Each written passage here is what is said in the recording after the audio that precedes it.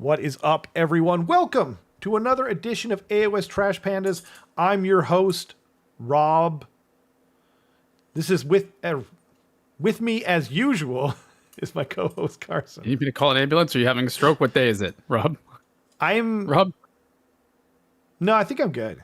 It's one of those... Well, you said your name, which is a good sign. It said you're supposed to be able to say your name. Yeah. As long as you just tell me the date, I'm going to hang up on 911 and it's going to be all right. Just tell me the date. Wait. Hold up your fingers. So I see 7.5. That's normal. 7.5 fingers? Okay, I'm not hanging up. I'm not hanging up. Okay. Yeah. We're doing it live, baby. Watch live as Rob gets rescued by an ambulance in 7 hours. Yeah, exactly. Oh, Canada. I mean, Anyway. Yeah, like I've been into the emergency room a few times lately. I was telling Carson, and I swear they're gonna have like a mug for me down there now, you know, with my name on it, like in Home Improvement, where I'm just greeting everyone by name. Anyway, oh yeah, I'm now on the wrong thing. So, wait, is this the first thing? Yeah, the first thing. Okay, so before we even talk about the rumor engine, Ogors are coming, baby. Sunday preview went up. The Ogors they're coming into the mortal realms in all their gloriousness. And Carson was shocked. Absolutely shocked. He's been working on his cog fort or his cog fart. You can see it in the Discord. And he was shocked that they're coming. Even though I predicted on the podcast and the Discord and literally to him privately, I said they're coming the weekend that they were coming out. And he has so little faith in me. I think you fell off the toilet is what you told me. You fell off the toilet. I did. Yeah. I fell off the toilet, writhed around in my own waste, and cried in the shower. It was not a proud moment, but you know what, Rob? When you're right, you're right. Thank you. Oh, man. Writhed in my own waste. And then Carson, 2026. God dang. Welcome, am I embarrassed? Yes. Yes. Do I regret doing it? Also, yes. Okay. Yeah. Well, do I wish I was somewhere else when you told me the news? 100%. Okay. Usually there's like some kind of follow-up. No, we can move on. Okay. We're moving on. Welcome, everyone. Ledivicus, Pat, Riley, Bahamut, Saggy Old Dice. We're here, baby. We're back. And worse than ever. I'm going to the hospital, and Carson is just littered in his own feces still. He just can't get it off. Yeah. No. He hasn't bathed, the mustache. but we're assuming that that's true. Yeah, the mustache that's brutal. Yeah, like I've had like a big beard before, and man, like eating a sandwich becomes like a problem. Sometimes when I eat my sandwich, I'm flossing my own teeth with my mustache, to be honest. It's pretty bad. You take a wrong bite without prepping your mustache, and it's like... Yeah, you gotta prep. Yeah, you gotta prep, man. Yeah. Especially if there's like a lot of mayonnaise or something like there's like a lot of sauce. Yeah. The worst is if you have a shower and then you get it in there and you're just like, well, now it's in there until I have another shower. Anyway, are you okay? You do digest some mayonnaise in your mustache. Are you happy that they're coming this soon?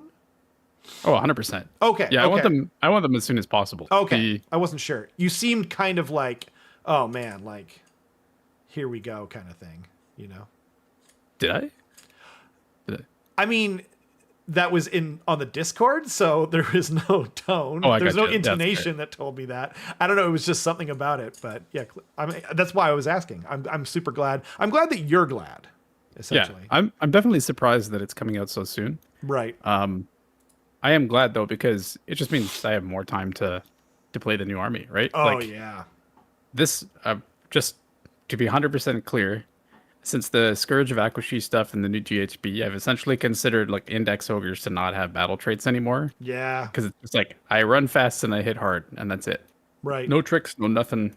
And so this weekend for Tacoma, because I'm just like bringing a bunch of ogres in a cog fort, I'm essentially labeling it like my rules vacation, where I'm like, I don't care about no stupid rules. I just got war scrolls. Don't matter. I'm going to be bringing like patterned shirts and stuff like that and sunglasses just to be like, it's a rules vacation. Why not? Just, I see. Like a Hawaiian shirt kind of thing. yeah. I see. Nice. I love it. But it's probably going to be the only tournament that I have to do that for. So, because this will be out definitely in time for Northern Wastes, which I'll be at this year. Right. Yeah, I'm Northern excited. Wastes is usually at the end of August, but now it's early September. No, it's still end of August. Okay. Yeah. No, I mean, yeah, it'll definitely be out by then. And then, like, are you thinking you're gonna proxy? I mean, obviously, I mean, that's something we can talk about more, I guess. But like everything in the starter box, for instance, has Right. like a 1-to-1 proxy of something that already exists. Perfect. Like, there's already a tyrant. I already have a bunch of gluttons. Warnfang are we don't seemingly know on the base. We don't know the base sizes. People on the internet have like, you can tell usually Okay. based on like the images, and it seems like they're It's staying true. on 40s. Okay. No, I mean for the ogres for sure. I was more thinking like Ghengis Mom and whatever. Oh, she's like brand new. I wouldn't be able to play her probably without painting her. Without. Oh, I see. I mean, Yeah. I guess you don't have a proxy anyway. I'm saying like a big core of the army seems to be like Oh, on the proxyable. same. I see. I got Yeah. what you're saying. Okay. Yeah. But there's definitely going to have to be some stuff like I don't have an equivalent for red, for instance. So you won't I be don't able to have play red until whenever. Whenever I Until he paint comes it up. out. I see. Okay. And then the next thing, by the way, so I've, in a bunch of different places, comment section, private messages, all over the place, people have been asking Carson if he's going to do another Ogres guide. Like, I don't know if you guys remember or not, but you did like an unbelievable breakdown of how to play the army, like to the nth degree. You went into everything. The whole podcast was basically just like how to play ogres, right? And so I asked him, and he said Yes, yes, people. it's coming. It's coming. Well, I think what I want to do is probably I want to play at least one tournament with them before I do like the Ogre Bible, essentially, because I feel like it would be a little bit That's fair. presumptuous to be like, this is how you play ogres, and then I Yeah. play my first tournament. I'm like, just kidding, you guys. Like, you need to. Yeah. I was wrong. I was so wrong. I went 0-5, and it's bad. It's really bad. Scrap everything I said. Yeah. Yeah. So I'm probably gonna let it simmer for a little bit, and then probably do it in like late September. Seems like a reasonable time to do it. Probably. that seems great. I mean, because like there's already gonna be like the gut reaction videos. Like there's a lot of people doing gut reaction videos for Scourge of Aqshy and like the new GHB and like how things are gonna be, and like like if anyone could do that, I think it'd be you, Carson. But we really don't know. You know what I mean? Like I was talking to Pat, who's in the chat, and I was kind of saying like he was like, we were talking about Scourge of Aqshy, and I was kind of saying like, I think that a lot of these new battle tactics and maps they're wanting us to use our OC and like rules to improve your OC and like do that kind of thing. But that's just my gut reaction. You know what I mean? Like that could be so wrong. But that's why like you need time to simmer. So I think that's super reasonable. Yeah. I'm looking forward to it. Also, and to be fair, it was a lot of work. Like you made a full-on slideshow. Are you going to make a slideshow again? We haven't talked about this, so Probably, yeah, I think so. Oh shit, yeah. I think what I want to see good. is I want to keep an eye on like kind of what people are running. Right. I'm very curious to see how it's going to pan out, but yeah, I just want to make sure that I don't do it early. Too early, just yeah. Because no, that makes sense. like even when you If you do it too like, early, let's it's a say- gut reaction. We're talking. Yeah, you're going to make exactly. a Bible, so yeah. No, sorry, I interrupted, but I was just like, No, it's okay. right there with you. That's exactly it. It's just like there's only some. Even when you have like, once we have all the rules and all the points and stuff like that, I can noodle around with lists all I want. But once you actually put stuff on the tabletop and play it against people, and not only against people, but against like very skilled people, Right. that's when you start to realize like, oh, this is what the army's actually good at, and this is what like the proper architects of the army Right. tend to be. Well, and 'Cause like, that's kind of what I did in my last one too, where I was just like, here's the 3 main things you can do with ogres in the 3rd edition book, right. and it would be nice to be able to do that now, That's true. but we'll see. Well, the other thing too is that like if you like remember when Skaven came out and I was like Vizek is awesome, he is super cool and like he definitely has a use, but not at these points, not at 550 points. And so like I feel like I mean I don't know if this is true or not, but I feel like the Bible that you intend to make, it's kind of like points agnostic where it's like this is where they're sitting right now for points. And so, you know what I mean? Like, you know, points adjusted, like, or whatever. Like, I think that this unit is good or bad, kind of, you know, for these reasons, and maybe less to do with the points, right? Because the points are going to change. Inevitably. But Inevitably. anyway, that's super exciting. And so now we're going to take, you know, a step back from the awesomeness that is these the Ogre release that's coming way too soon. No wait, not soon enough. Anyway, we're going to the rumor engine. I think this is 40K. I think so too. It looks very like ceremonial. Yeah, like censor. Yeah, like Adeptus Sororitas kind of. Yeah. I was actually thinking like it might be like Dark Mechanicum or something, where because like or even Admech or something like that. You know, the more religious sort of side of things. I don't know.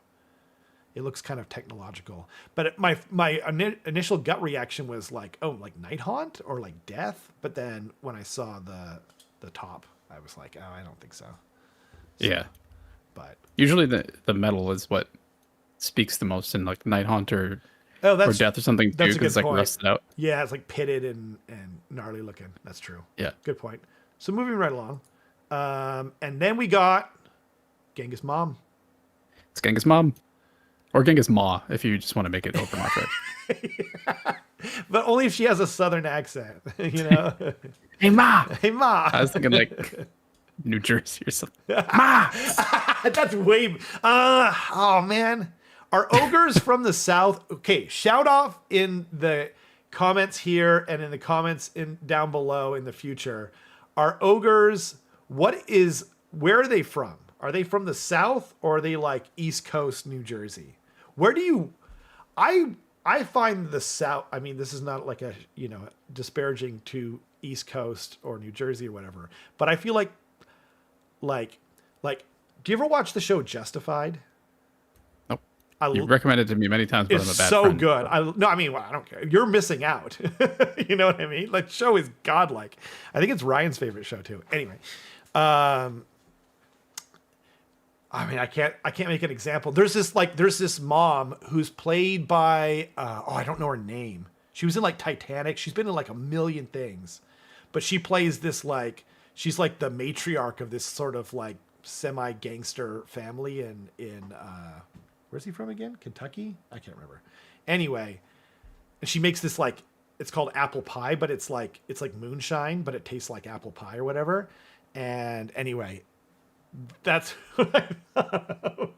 So when you said Ghengis Ma, hey Ma, I was just like, oh, it's her, Anyway, Carson, what do you think of this model? I like it a lot.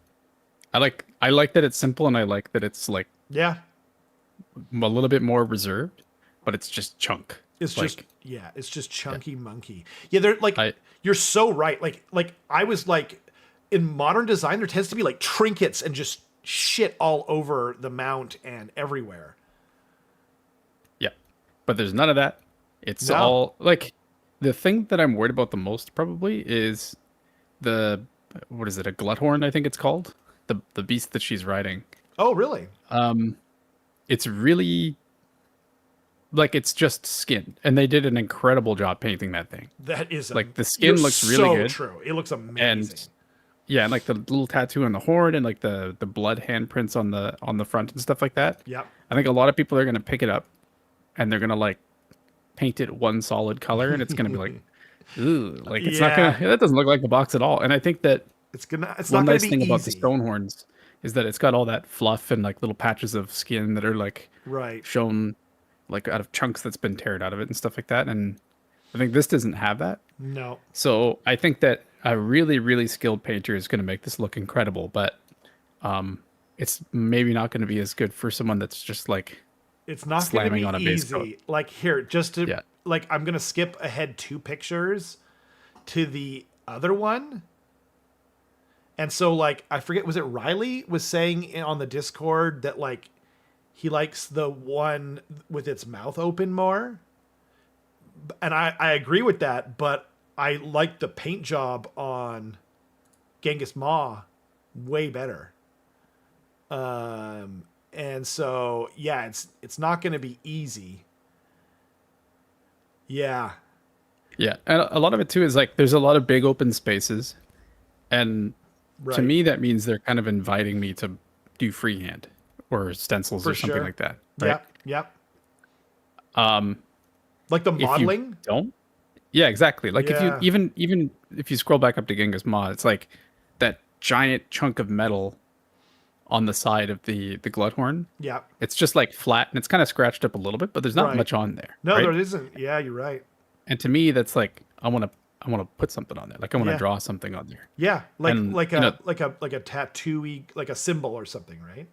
yeah, exactly. And I think that it's just inviting like tons of cool custom work, which is what I appreciate about it so much because on all my ogres I have like hand done tattoos Right. and all that other sort of stuff. And that's what I enjoyed about working on them so much is because it's like a huge canvas without a whole bunch of busyness of like trinkets and things like you were talking about. So true. And I was perfectly happy with that because I can focus on like the making the base materials look good and then just doing a bit of freehand on top. I think it goes a long way. So I really like it for that regard.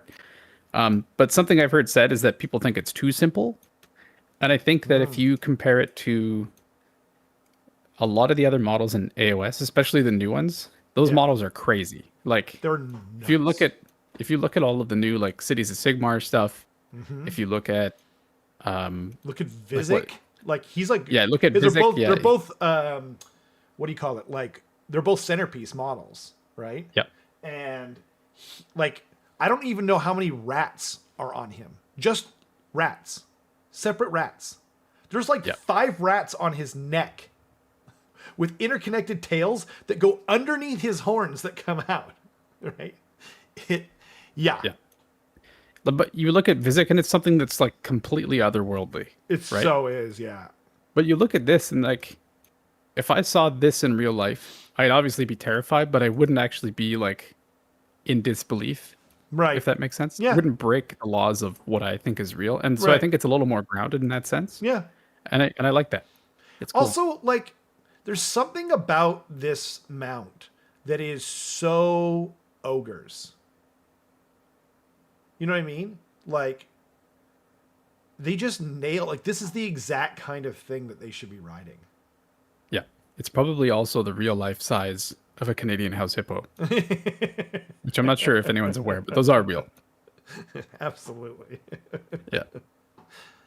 Common knowledge Just here. just have like peanut butter tracks behind it as it's walking. Someone's got to do that now.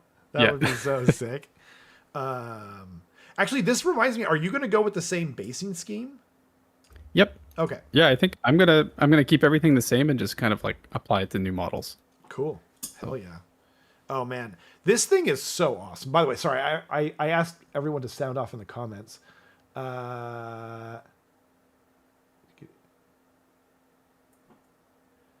They're not from the south because ogres know how a snowplow works.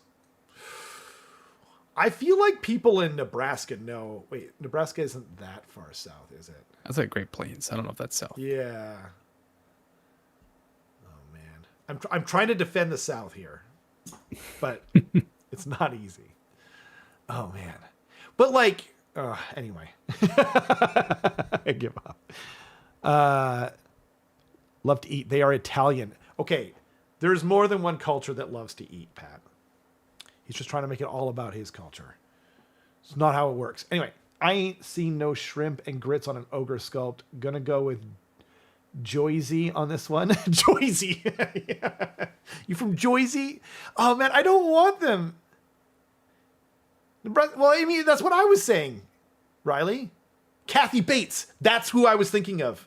Nailed it. Kathy Bates' character. She is. This is Kathy Bates from Justified. Okay? wait. I'm sorry, And Kathy Bates. This is my new overtime, Kathy Bates. I feel like such an asshole now.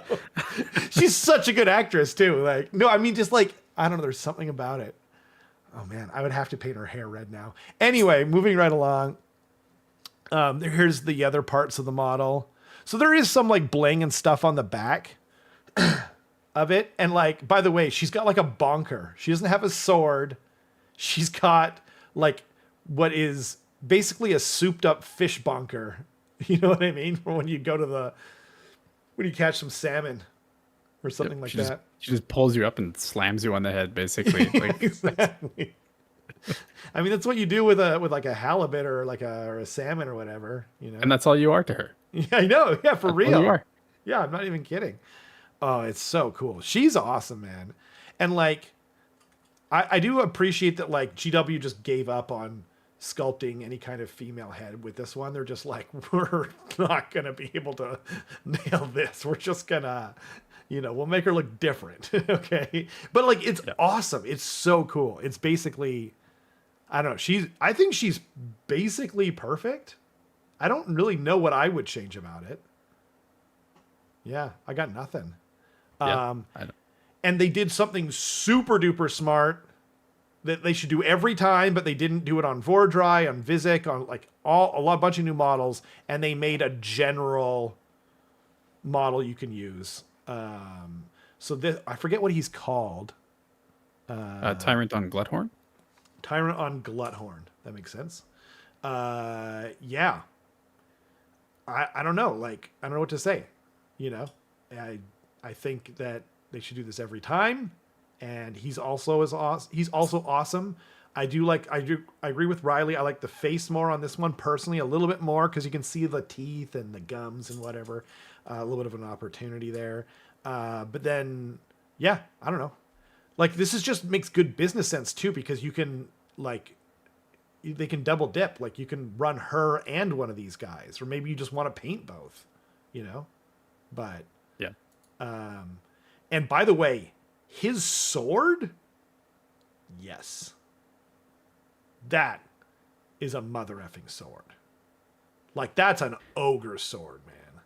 Yeah, real scale, too. That's like the height of a human, probably. Yeah, exactly. It's a giant chunk of sheet metal. Exactly. Sheet metal. Well, the other thing, too, here is, a lot of people don't know this, but this, like, hook on the edge of the sword...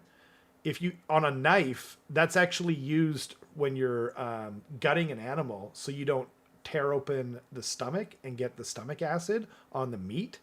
So like this might be a coincidence to be fair, because like we know that GW doesn't know anything about hunting or guns.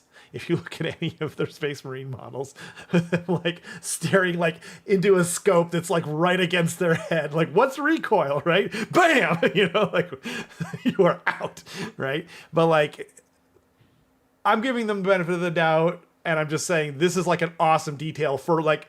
Ogres are about meat and they're about cooking things up and you know what I mean? And like that kind of thing and hunting and all that jazz. So like this is an amazing detail to put on that kind of model. But yeah, I guess it'll probably depend on rules. I'm assuming you're getting at least one of these.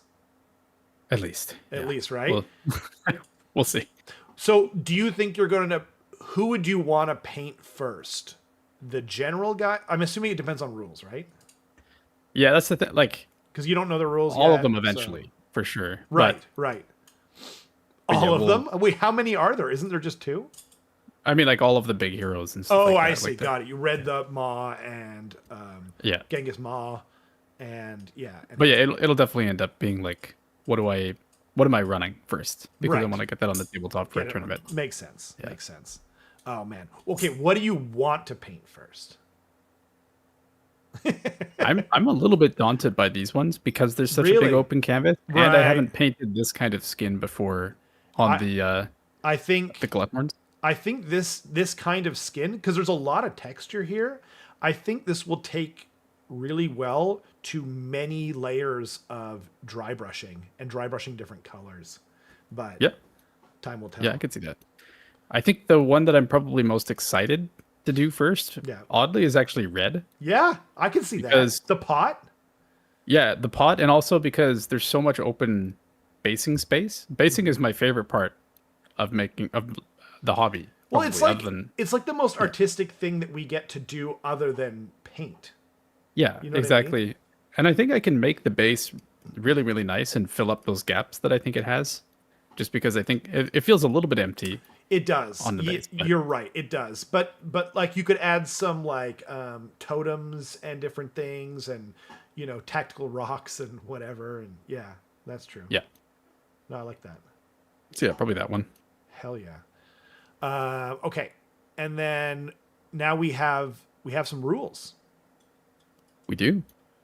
Eat the mortal realms with the new ogre mod. Wait, by the way, we always get in trouble for not reading the article about her reveal. Do you want to go through it, or are we good?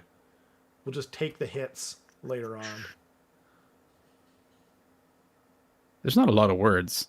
we can read it. Okay. Because it takes a lot to lord it over an ogre, so imagine how tough the warlord at the top must be. Actually, don't just imagine. Look, Morga the Might is here.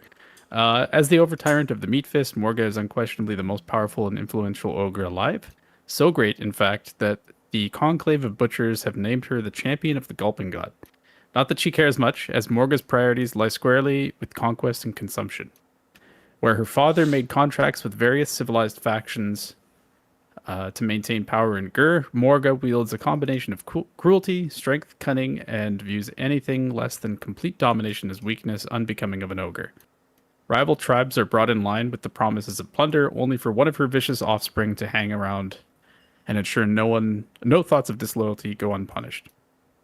Morga rides into battle on her personal Gluthorn Greta. Greta, that's a good name. That's amazing. Though she isn't the only ogre warlord to mount up on such a large and ornery beast, this multi-part plastic kit also comes with the option to build as a tyrant mounted on their own Gluthorn.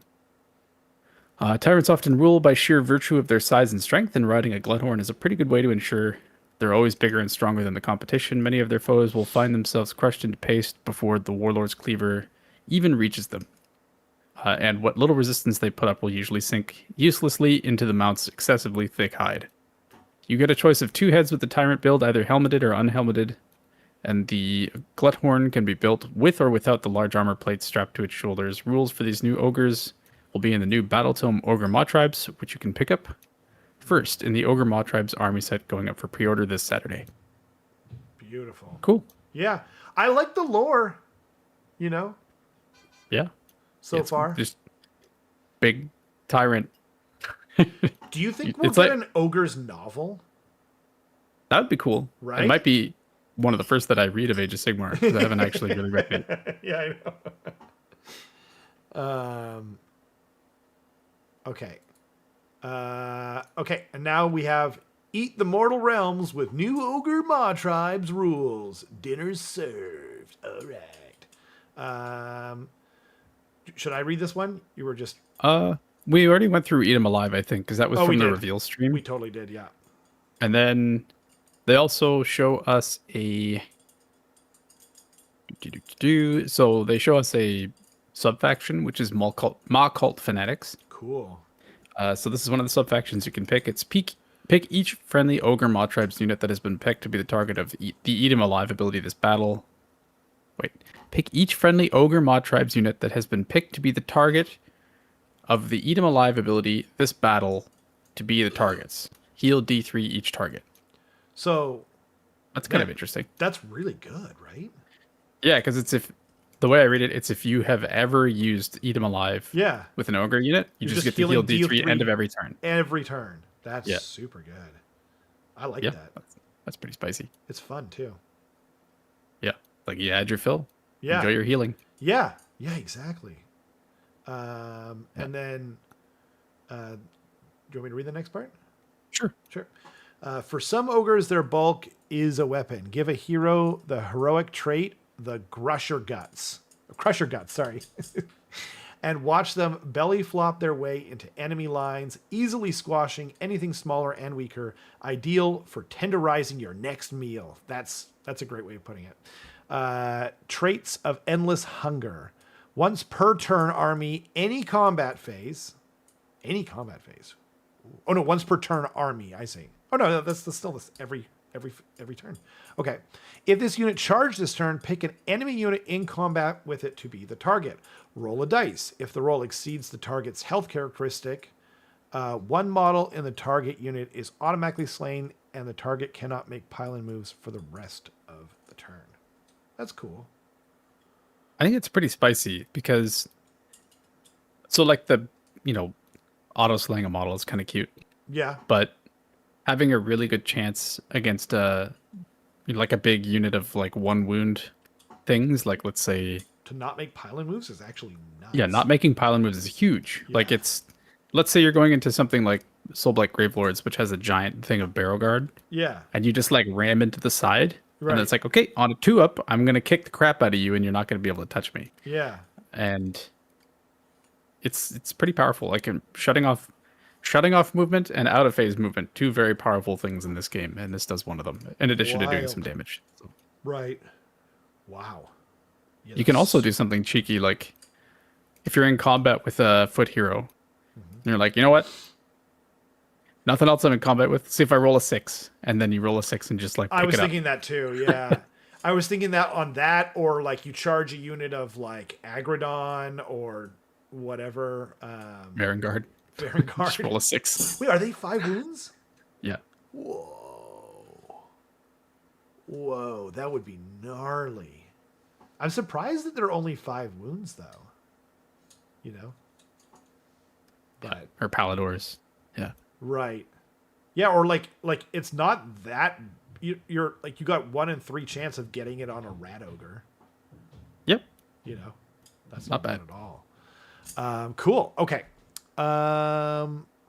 Do. The next one is a artifact, which is the trophy rack, which seems like the spiritual successor to the gruesome trophy rack or gruesome trophies. It's been downgraded though. Yeah, it's just a trophy rack now. Yeah.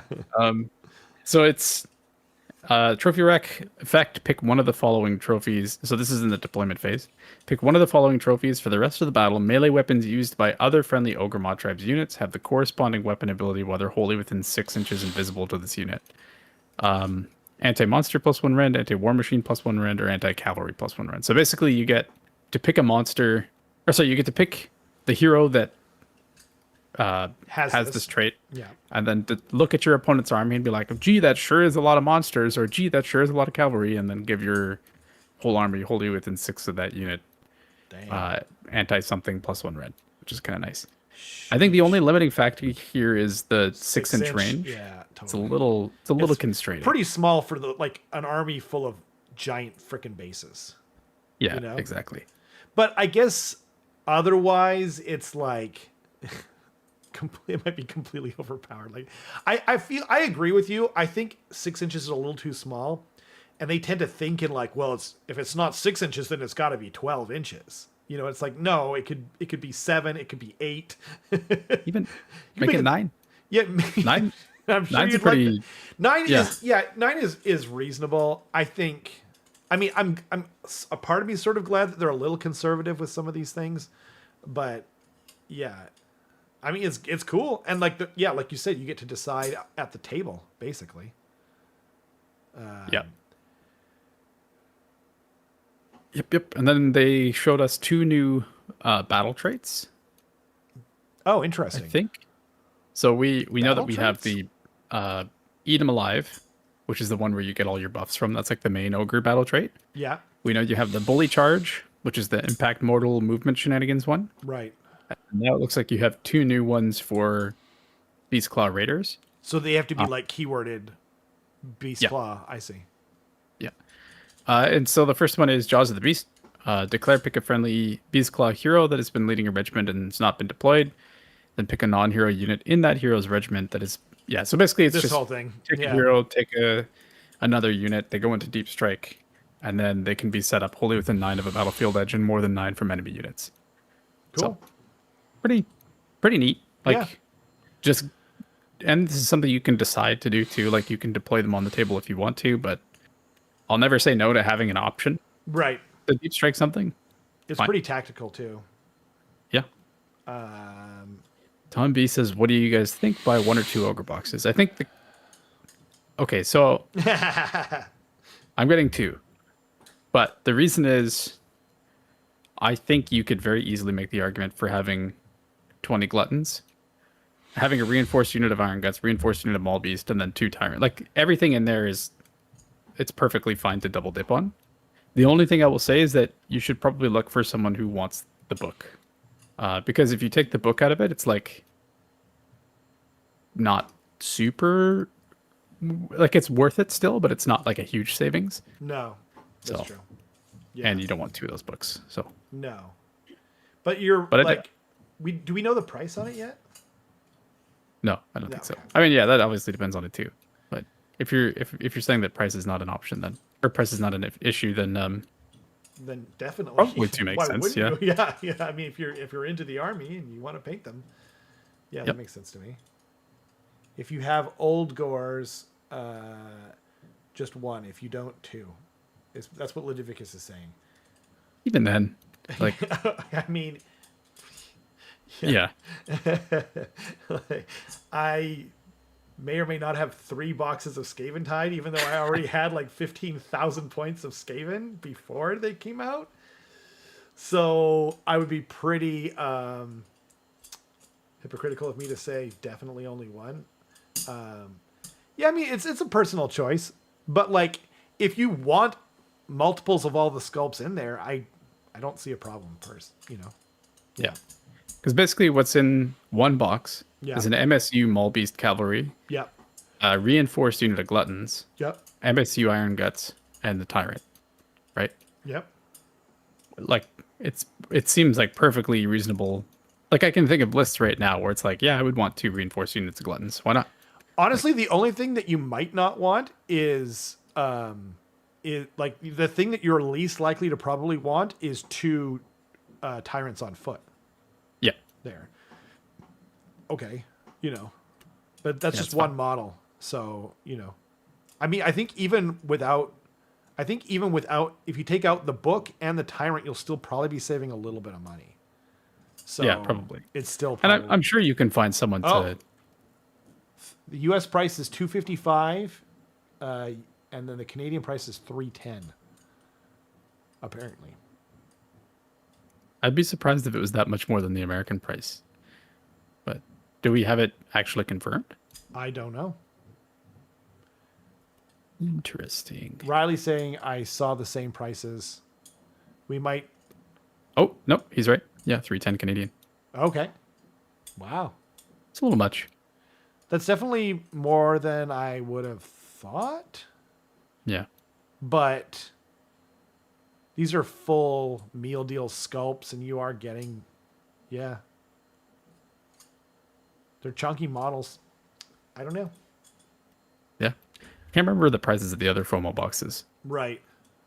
Well, and if you're getting if you're pre-ordering, like if you pre-order through a lot of local stores, then you're getting 20% off as well. So Yeah, but I mean, in comparison, it's all that's relative, true. right? That's true. Yeah. Yeah, you're getting. Yeah, that's true.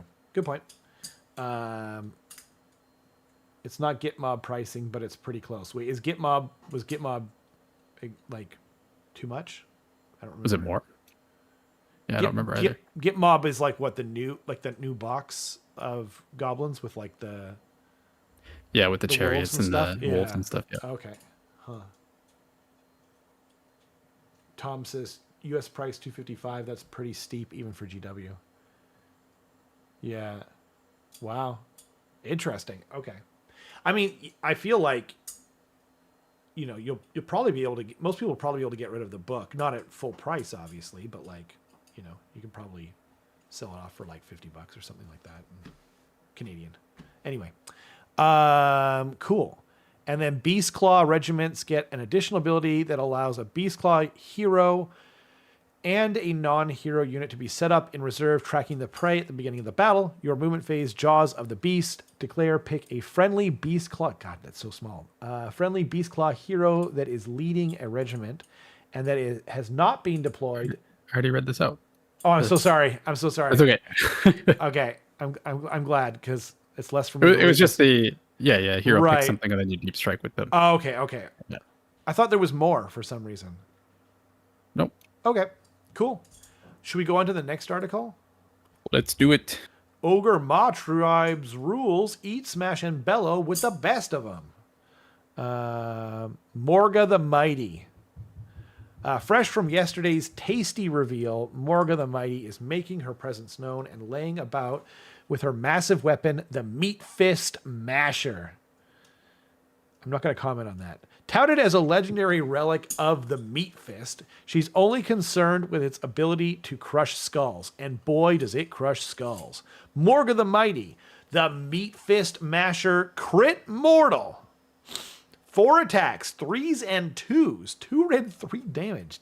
Damn. And then Grutta's Horn and Hooves. Charge +1 damage. Companion, obviously. 8 attacks, 4s and 2s. Ren 2, 3 damage. God dang. +1 damage on the charge? They're putting out an insane amount of damage. Oh my god. And she can be 2s and 2s with a simple all-out attack. And then the beast can be 3s and 2s? Is wild. Man, that's so good. And then an Ogor's Ogre effect. More than one effect of the Eat 'em Alive ability can apply to this unit at the same time. However, each effect can only be applied to this unit once. So she can just keep accruing. Jeez Louise. That's insane. So I can't remember who mathed it out. Okay. But it was, I think, all the way down to a 2-up save.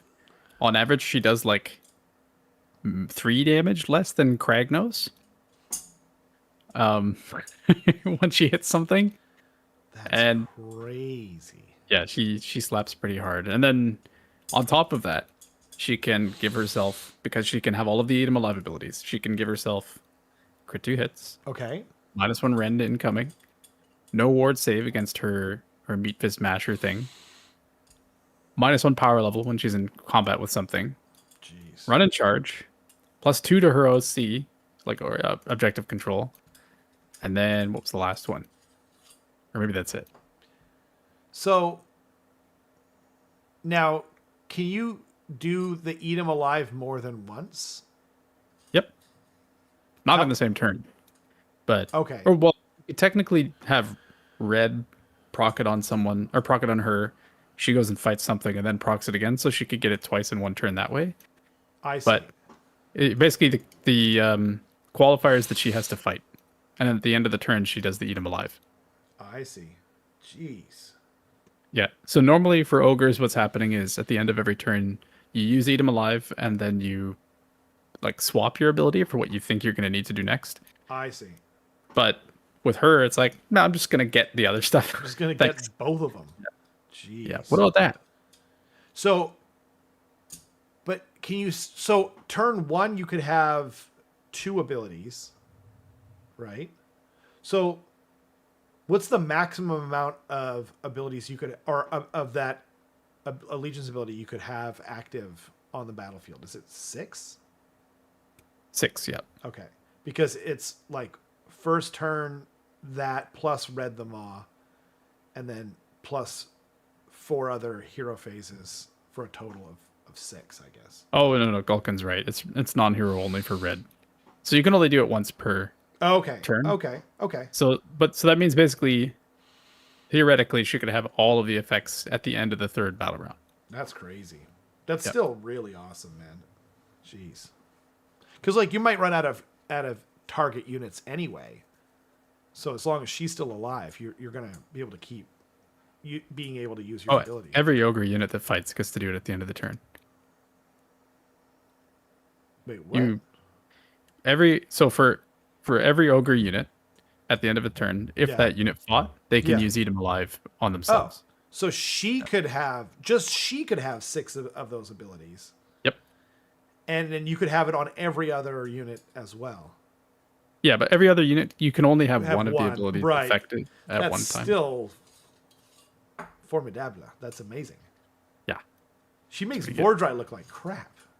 Yeah. You know? Wow. Holy Moses. That's pretty crazy. Okay. I Yeah, like she it. hits like a truck. Yeah, this seems kind of auto include, although I guess we don't know what the Tyrant is doing as well. Yeah. What I like about her though is like there's so many heroes that, they'll dive into like Chosen or something like that. Right. And the Chosen are gonna like tank most of what the hero has to say and then turn around and like eat that hero. Right. Morgan's one of the few that I'm like, she might kill them all. Like she might Yeah. kill all of them. Yeah. Or Wow. at least hurt them really bad. Damn. Yeah. Totally agreed. Blah, blah, blah, blah, blah. That's only one of 4 abilities on her War Scroll, by the way. Yep. Sheesh.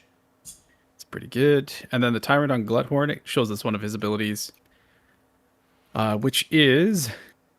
So it is in the charge phase, it's once per turn army reaction. You declared a charge ability for an Ogre Mod Tribes unit wholly within 12 of this unit. Reroll 1 dice in that charge roll. Incredible. It's a really good ability. That's insane. Like, you have to pay a whole CP for that in 40k. Yep. Granted, if you reroll 1 dice, you can't CP reroll it, but rerolling 1 dice is better than rerolling 2, Yeah. Yeah. I would say. Well, or at least you get to choose whether you You want can to choose which one you have. Yeah. They're both bad. You use a CP. If not, use this guy's Yeah. ability. Roll a 6 and a 1, reroll the 1. Reroll There you the go. one. Easy. Yeah. Easy. That is so good. Yeah, there's a Oh. lot of secret movement that I feel popping up for ogres. Where it's Right. like on paper, it's like, oh, all the foot dudes are probably gonna keep just walking like 6, and like all these monsters seem to be walking 10.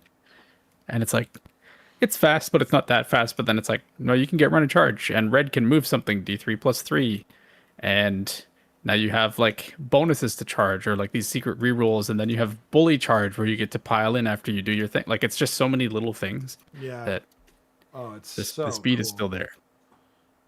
Yeah. By the way, Riley said earlier, there are tariffs now, Canada. I thought that was funny. Thanks. Thank you. Really appreciate that. I hate the Thanks. tariffs so much. You guys don't even know. Anyway, Grell Firefist. And for those that don't remember, I had to ask Carson before we went live. Grell is the lady with a cannon on her hip. We saw the immense power Grell Firefist is packing in her beloved cannon when we showed off the miniature last week, though perhaps even more dangerous is the wealth of experience she's amassed fighting in every corner of the mortal realms. She's seen every trick in the book and knows how to counter most of them, though getting her fellow ogres to pay attention is another matter entirely. Grell Firefist, once per turn army reaction. Opponent declared a command for a visible enemy unit within 6 inches of this unit. A lot of 6 inches here. You must allocate D3 damage points to another visible friendly Ogor's Maw Tribe unit within 3 inches of this unit. Ward rolls cannot be made for those damage points. Then that command has no effect and still counts as having been used, but the command points spent to use it are regained by your opponent. Wow. Yeah, so this is basically like This is weird. it's kind of weird, yeah. Yeah. But you have to think about what else is on Grell's War Scroll that we've seen. She's got she's the shooting one that Yeah, when I she remember- deals damage to something, she gets retreat and charge to ogres in combat with that unit. Oh, right. Right? Okay. And then she also has a 6-inch range, like turn her characteristic into D6 instead of Sheesh. D3. Can she shoot in combat? I don't know. I don't Because like remember. within 6 inches, that's a big deal though, because then you can give retreat and charge, and then she can also turn off ability to, what do you call it, redeploy and do things like that. Well, you'd be shooting them in the shooting. The redeploy wouldn't happen until like it would For be sh- before that it happens. No, I understand, but oh, they have to declare the command. Oh yeah, you're right. You're right. Yeah. I see what you're saying. But either way, like even just having her nearby, Right. being like, "All right, iron guts or cleavers or something, go murder," and then she's like, "No, all at defense. Jeez. Screw you." Wow. And now you're effectively got, you know, if let's say if you just slammed Morga into something, she's effectively Ren 3 because they can't all at defense, right? Right. Jeez. Holy. So it's pretty good. moly. Yeah, what's a little bit weird about it is most of the time when you have a command shut off ability, the command point is still spent. Yeah, yeah. But this one, it's kind of a trade. It's like, But like, there's You- usually a roll too involved, and so there's no roll. yeah, there's no roll. It just happens. Right. But you take D3 damage That's where on something. Yeah, I think I'd still rather take the D3 damage to shut it off Yeah. than have And a especially roll. in ogres, it's yeah, like yeah, exactly. if you're full health, it's a 0% chance of killing you. You So might take one wound that you're going to immediately heal up at the end if you have the right tribe or whatever. yeah, exactly. So tons of tech on her war scroll. In the army in general, but yeah, absolutely. Yeah. Holy crap. Okay. And then read the Maw. If there's any drawback to the Eat 'em Alive ability, it's that you only activate it at the end of your turn. We've already seen this Oh, one. I'm sorry. This is the Okay. one. Oh, right. That they Yeah. already covered. I see. Okay. Yeah. And have We've we also se- already seen the spell that he has Right. as well. You're right. I see. And the Malbeast cavalry That's thing. true. Mobby's Uh, Raiders. Did we see this? No, I don't think we saw this one. Okay. So that feral can-do attitude can also be put to use hunting down chosen prey, which Malbeast Raiders specialize in. Their long-range crossbows and powerful mounts mean staying 9 inches away from your quarry isn't hard at all, and the extra mobility can be used to chase your preferred targets or set up for a devastating charge. If this unit is more than 9 inches from all enemy units, it can move up to D6 inches. Once per turn, enemy movement phase. If this unit is more than 9 inches from enemy units, it can move up to D6 inches. There's no command point at all. It just gets to move. What? Yeah, it's kind of similar to what the Blood Pelt Hunter does right now, Oh, okay. but it's D6 instead of like flat movement. It's pretty cool. That's really good. Sheesh. Yeah, again, out of phase movement. It's good. And like, I mean, I don't know. I don't want to jinx it or anything either, but like, as it sits right now, I also feel incredibly jealous that like all your or everything we've seen so far seems to be encouraging variety. You know, like the battle trait we've seen is just you get to heal. You use the ability, you get to heal, right? For the rest of the battle, you Yep. use the ability, you get to heal D3 all the time.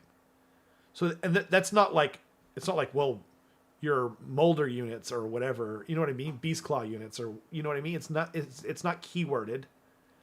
And then, and it's like, you're going to want a red, you're going to want a tyrant, you're going to want, you know, regular ogres, you're going to want what are the new mounts? Mawbeast?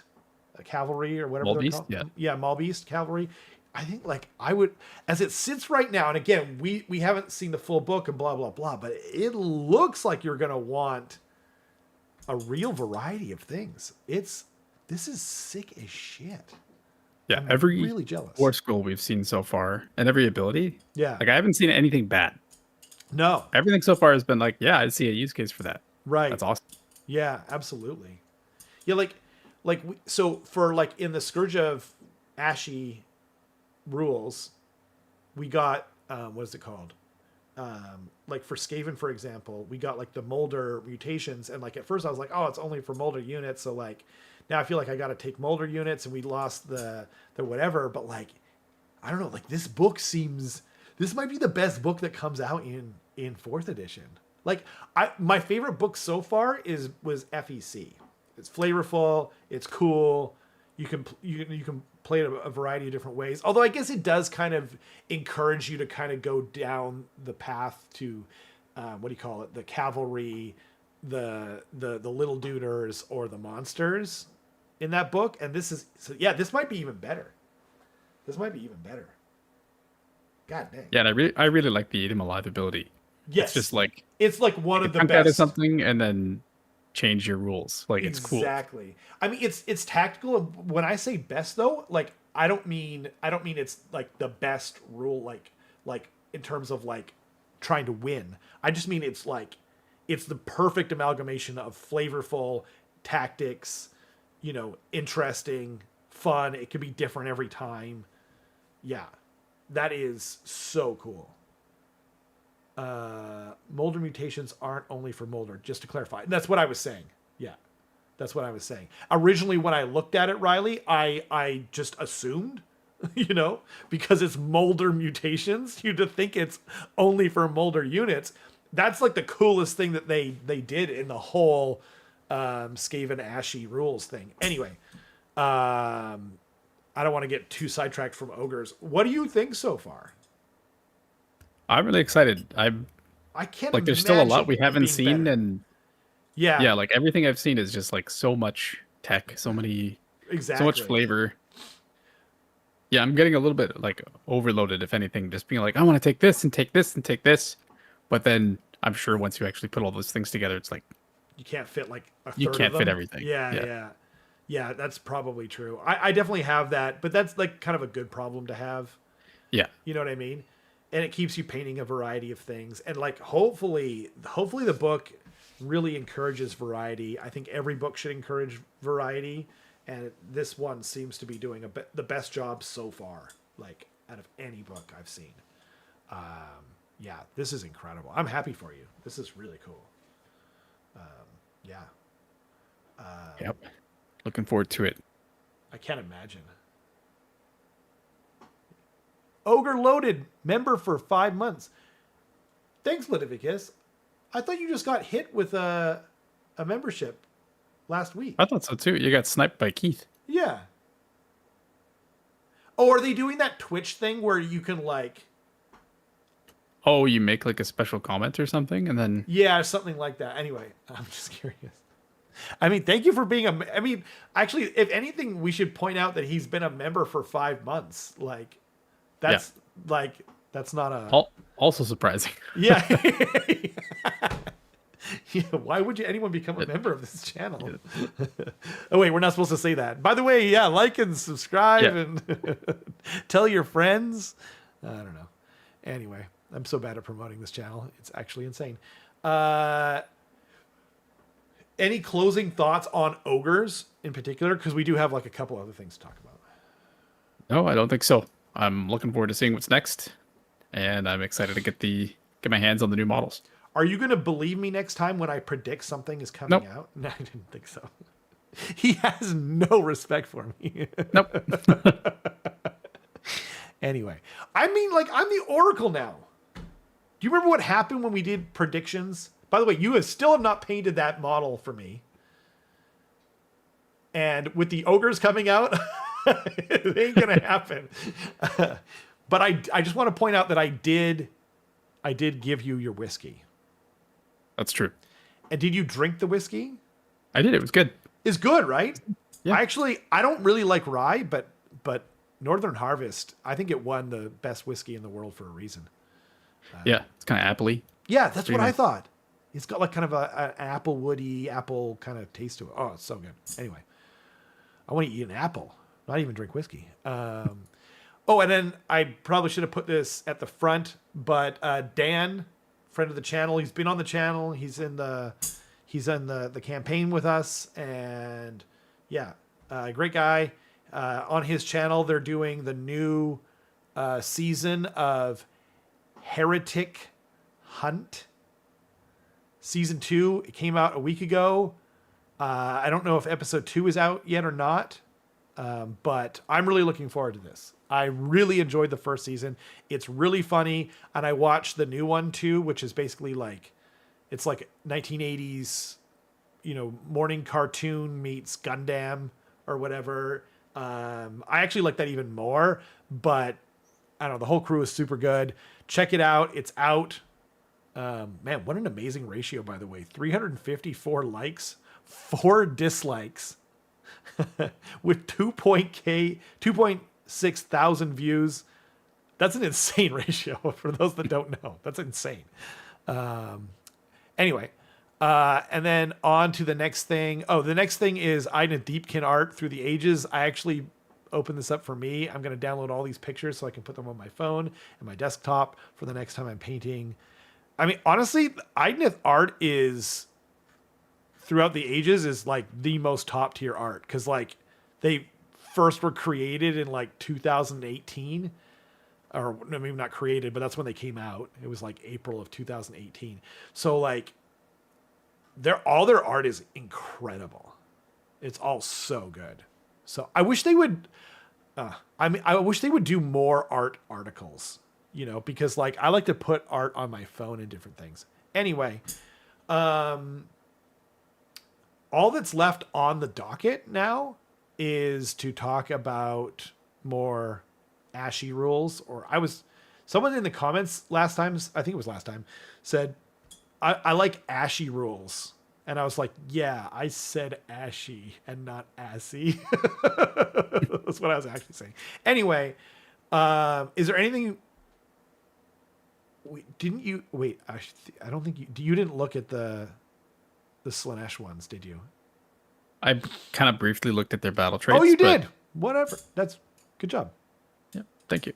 Well, you said you were going to Alex, and I was like, "There's no way he did it," but you did. Yeah, I didn't have enough time to digest the whole book, probably, but that's fair. I at least kind of know what they're doing or what their vibe is. Cool. So we can take a look at that if you like. I don't like. Oh, moving right along. Well, let's sit here in silence.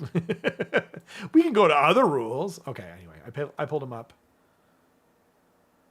Scourge of Ashy. Assy Scourge. You should get that looked at. Let's go to the doctor. I've been having a bit of assy Scourge. Have you had that? Scourge of ass? Yeah. He's like, normally we don't handle that here. That's usually the VD clinic you got to go to, but pull it out. Whip down the tweeds, as Billy Connolly would say. Okay, so Slaanesh. So they got new heroic traits. They got all-consuming obsessions, which are like unique enhancements. And then they had their Blissbarb Seekers and Infernal and Rapturous replaced. Sorry. Let's see. What's up? Just Riley's. I'm the Deepkin, the only elves that didn't get a glow up in their book. What an army! Yeah, there was a serious downgrade. Mostly in the field. Sorry, back to Slaanesh. That's what we're here for. Scourge of Ass. Scourge of Ass. So they got. So we'll just go through the heroic traits. Number one is agonizingly elusive. Okay. Which is any movement phase. Pick an enemy unit in combat with this unit to be the target. If it is your turn, apply the effect below. If it is your opponent's turn, then roll a dice. Wow. On a 3-up. Inflict. On a 3-up, apply the effect below. Inflict D3 mortal damage on the target. Then this unit must move a distance up to its movement characteristic. It can move through the combat ranges of enemy units, but it cannot end that move in combat. So it's basically a retreat and charge. Right. It's a retreat and charge for free, actually. Yeah. And then it's like just the 3-up. You got to roll a 3-up. Well, it's a 3-up on your opponent's turn. Right. That's true. Yeah, that's a good point. Which is kind of interesting. It makes it hard for you to be pinned down. Right. It's kind of neat on like. Yeah. I actually don't know how the Keeper of Secrets is or anything like that. I was going to say a Keeper though, because yeah. Yeah, like on a 3-up, a Keeper just moves 14 inches away after being pinned or something. It's like, bye. Okay. Like, yeah. You might never see him again. Yeah. They went out for a pack of cigarettes and they just never came home. Yeah. So that's pretty good. It's got core and move, so you can't move and do that at the same time, of course. Fair, but then the other one is incensed, which is one second. Yep. It can move through the combat. One second. Inflict damage on the target. Yeah, so that you're inflicting it damage on the target, right? On the enemy unit, yeah. But this doesn't say it doesn't take D3 for retreating. No, you're not retreating. But It's it cannot end the move in combat. You're not technically retreating. yeah. I see. But it's basically Yeah, that's why I'm retreating. saying it's like a quasi retreat and charge. It's actually a Yeah. retreat and shoot too, technically. Yeah, but Because it doesn't say that you're not taking the D3, but you're not taking the D3. well, you're not retreating at all. Yeah. You're just moving. Yeah, you're just moving, but like, I thought they usually say like you can move out of combat, and then they usually add that on there as well. That's interesting. Sorry, I just was like, you're not taking D3, like, Anyway, it took me a second. Okay, sorry. Did you move on to the next one, or do you want me to read it? I can do it. Okay. I can do the heroic traits if you want to do the obsessions. So incensed is 1 CP in your hero phase. Declare pick an objective within 6 inches of this unit to be the target. Until the start of your next turn, friendly Hedonites of Slaanesh units are not visible to enemy units more than 9 inches from them, while all models in those friendly units are contesting the target objective. So we're seeing this a lot more. Yeah. Like I'm not visible to you from X distance away. Mm-hmm. Yeah. Like Daughters of Cain has that as one of their sub factions essentially. I guess Slaanesh now has it for a CP for this, and it's good. Like if you're facing off against someone that's like a big heavy artillery build or something like that, it's pretty good. Like Right. Yeah. just to be able to shut that off. I guess the only downside to this is like if you take it and they don't have any shooting or magic that this would apply to, Yeah. Then it's kind of a bum trait. Yeah. Yeah. Not great. It's kind of poopy. So a little situational. I think it's something you'll have to read the meta on. It's true, and I feel like though, like you might also like, okay, I'm not taking a keeper or whatever. I'm not taking something where agonizingly elusive applies. So you're just like, well, my army's weak to shooting, so here's something for when I run into that, even though you're losing the opportunity cost of picking another heroic trait. Yep. And then Arcane Magnetism, any combat phase, if this unit has 3 or more damage points, it can use a spell ability as if it were your hero phase, as if that ability had the unlimited keyword, and as if this unit had Wizard 1. Jeez Louise. It's pretty good. And this is any combat phase. We're talking out of phase wizarding. It has to take 3 damage though. Yeah. The thing that I'm wondering is, I want to see the Fane of Slaanesh to see if it still deals damage to yourself. I see. Because if it does, then it's much easier for you to proc this. But then you could also pick a spell. I'm assuming I'm reading that right. You could pick a spell that doesn't have unlimited and then essentially cast it twice in the same turn. Yeah. Unfortunately, the Fane of Slaanesh doesn't hurt you anymore. Oh, okay. So it doesn't. Okay. It's not applicable there. So you have to like get out there and get the damage au naturel. You can't just afflict it on yourself. I'm a little worried about how hard this is going to be. Yeah, that's a good point. Interesting. Yeah. Okay. These are neat. They're all kind of situational. I think Right. the one that I would probably take is still Incensed out of these 3. Yeah. I'm honest, I'm not super familiar with the other heroic traits. Depending on your build, right? Like agonizingly elusive. If you're taking a keeper and assuming that keepers are good, again, right? Then agonizingly elusive seems like always going to be helpful, right? That's pretty spicy. Anyway, Pretty good. it is a spicy rule. All-consuming obsessions. All-consuming obsessions are unique enhancements that can be given to non-hero Hedonites of Slaanesh infantry or cavalry units. A unit can only have one all-consuming obsession. And a unit can only... So they're saying, like, you can only have one of these on a unit, but you can only take one enhancement anyway. So it's almost like they're telling us with the Mulder mutations and with these, you can take these on different units, but you can't. Anyway, sorry.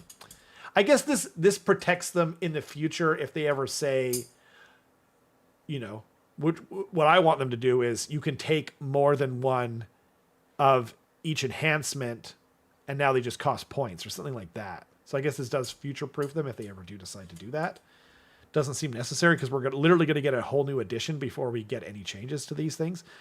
Anyway, deployment phase. Obsession with control. Pick an objective to be the target for the rest of the battle. While this unit is contesting the target objective, this unit has a ward 5 up and add 5 to this unit's control score. Incroyable. Quite good. That's really good. You get Quester Soulsworn, Yeah. which I'm trying to think of a funny name for Slanesh, but I can't. But I can't say it.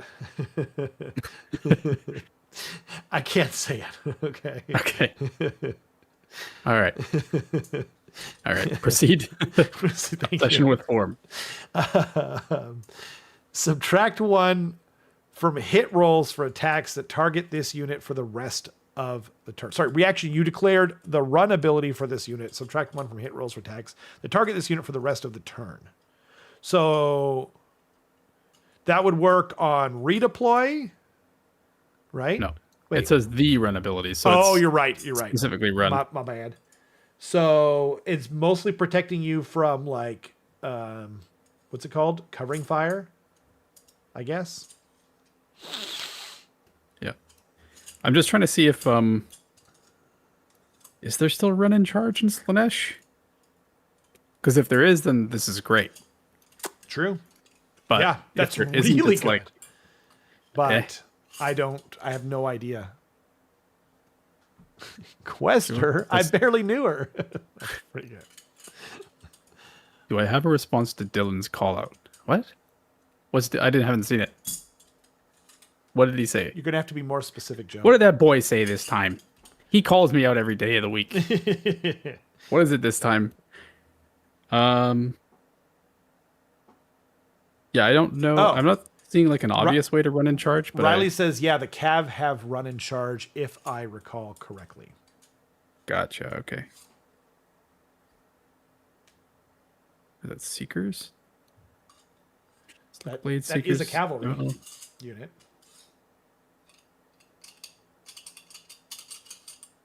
Well, we can. I assume it I'll- existed somewhere in the book. Otherwise, this would be like literally useless. Yeah. So I mean, it would protect you. It'd be better again. Oh, wait, no, because you're already -1 to hit when you're covering fire anyway. Yeah, never mind. Yep. Only on board edges, says Joe. Is that what Dylan called him out for? Only on board edges, Carson. Idiot. I'm Moving even right more along. confused now. I'm not. Anyway, any combat phase, obsession with pain. If this unit is damaged, spend 1 rage dice. If your opponent's fury level is lower than yours, they must increase their fury level, blah, blah, blah. Then add 1 to the Ren characteristic of this unit's non-companion melee weapons for the rest of the turn. That's pretty good, but I think obsession with control is like the auto pick, like easy. I can't be the only one. Yeah. I think so. Right? Yeah. Especially with what's kind of weird because like this GHB it's more objectives on average. Right. But it's more dense.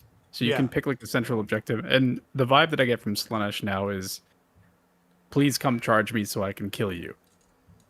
Like it's not I'm gonna come murder you from across the table anymore. That's It fair. seems like It used to here's always a whole be bunch that. of like ramping up debuffs and buffs. Uh-huh. And if you charge me, you're screwed. Right. So what you want to do is just plop a unit of like Painbringers or something in the center of the table. Gross. And if they have a 5 up ward, the thing is like 5 up ward I think is already gettable by Painbringers. So maybe like Twin Souls or something that doesn't Okay. already have it would want it in the center of the table. Something with like wound density or like a decent save, I'm assuming. Gotcha. This list name called you out at... Oh, his list name.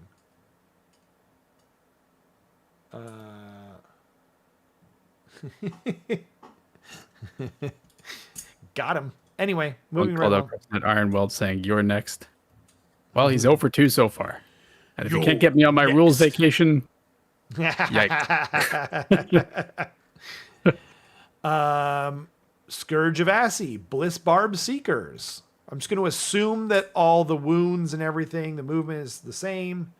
I'm guessing that the weapons are the same too. Let us know if we're wrong here, but there's the ability, which I'm assuming is new, is once per turn, any shooting phase, pick an enemy unit that had any damage points allocated to it this turn by this unit's shooting attacks to be the target. The target cannot use reactions or be picked to be the target of reactions used by your opponent or by units in your opponent's army for the rest of the turn. God, that is word salad. It is word salad. Effectively, it means no all-out attack or all-out defense. Okay. Also, no, like, there's some special army abilities too, where it's like,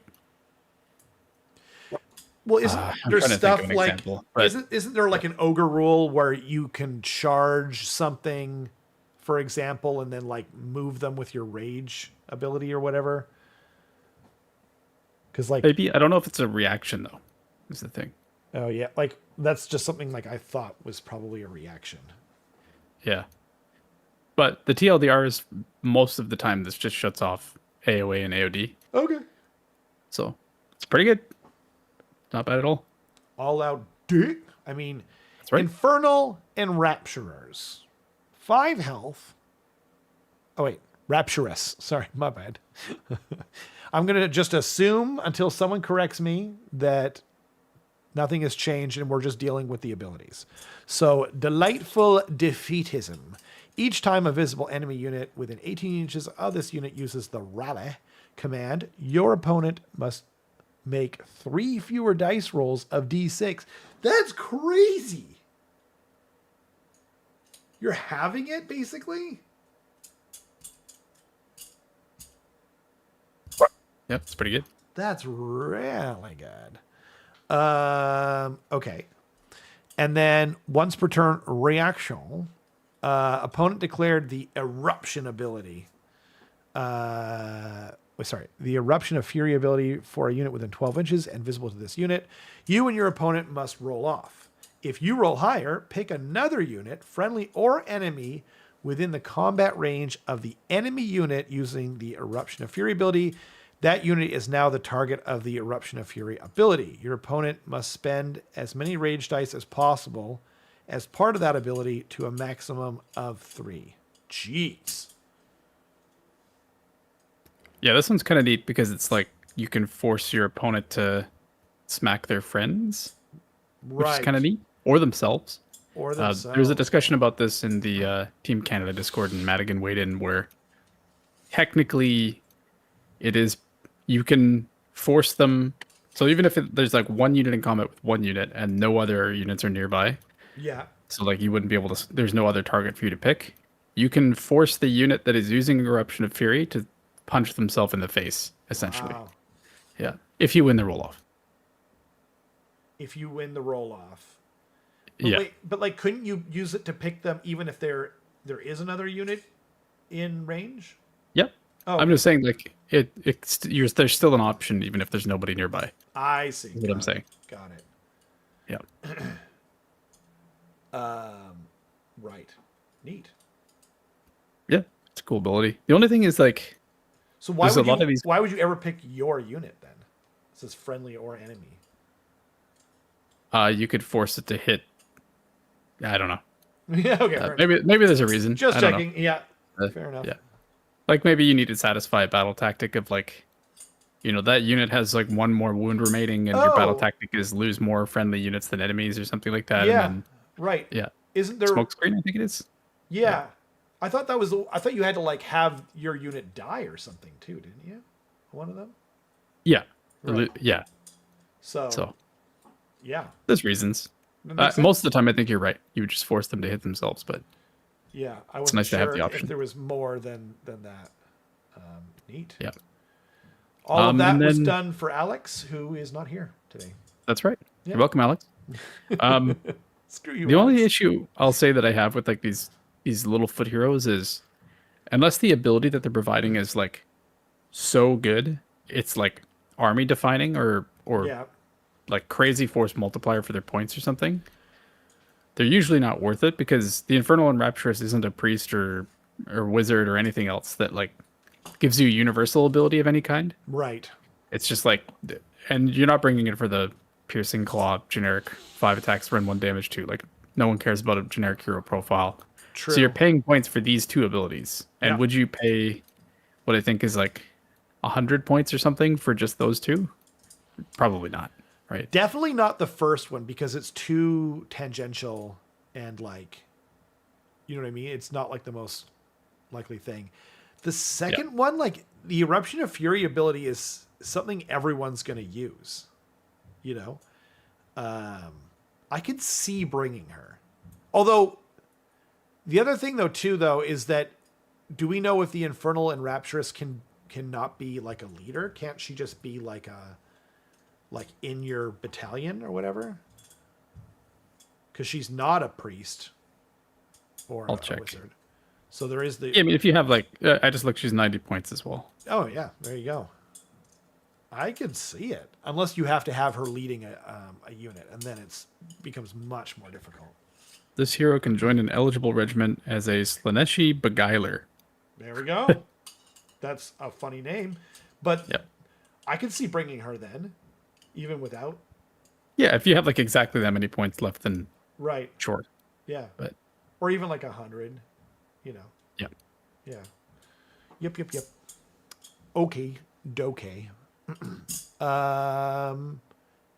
Yeah. Does anyone else want something? Does anyone else have a Scourge of Ashy rule for Carson to look at and talk about? Judge harshly. Judge harshly, exactly.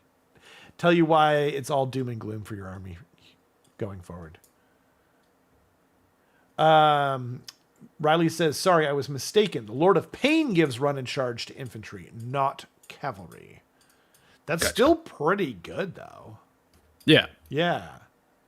Oh, I like it. You could make something not hard hitting give you your 3 damage for the previous ability. I was thinking about that too, Litivicus, although like it would be kind of scary. Give me more abilities that let me attack my own things, GW. Not wrong. Sometimes you want that. Stump the Carson. Next up. God damn it. All right, let's do it. Okay. Force him to learn against his will.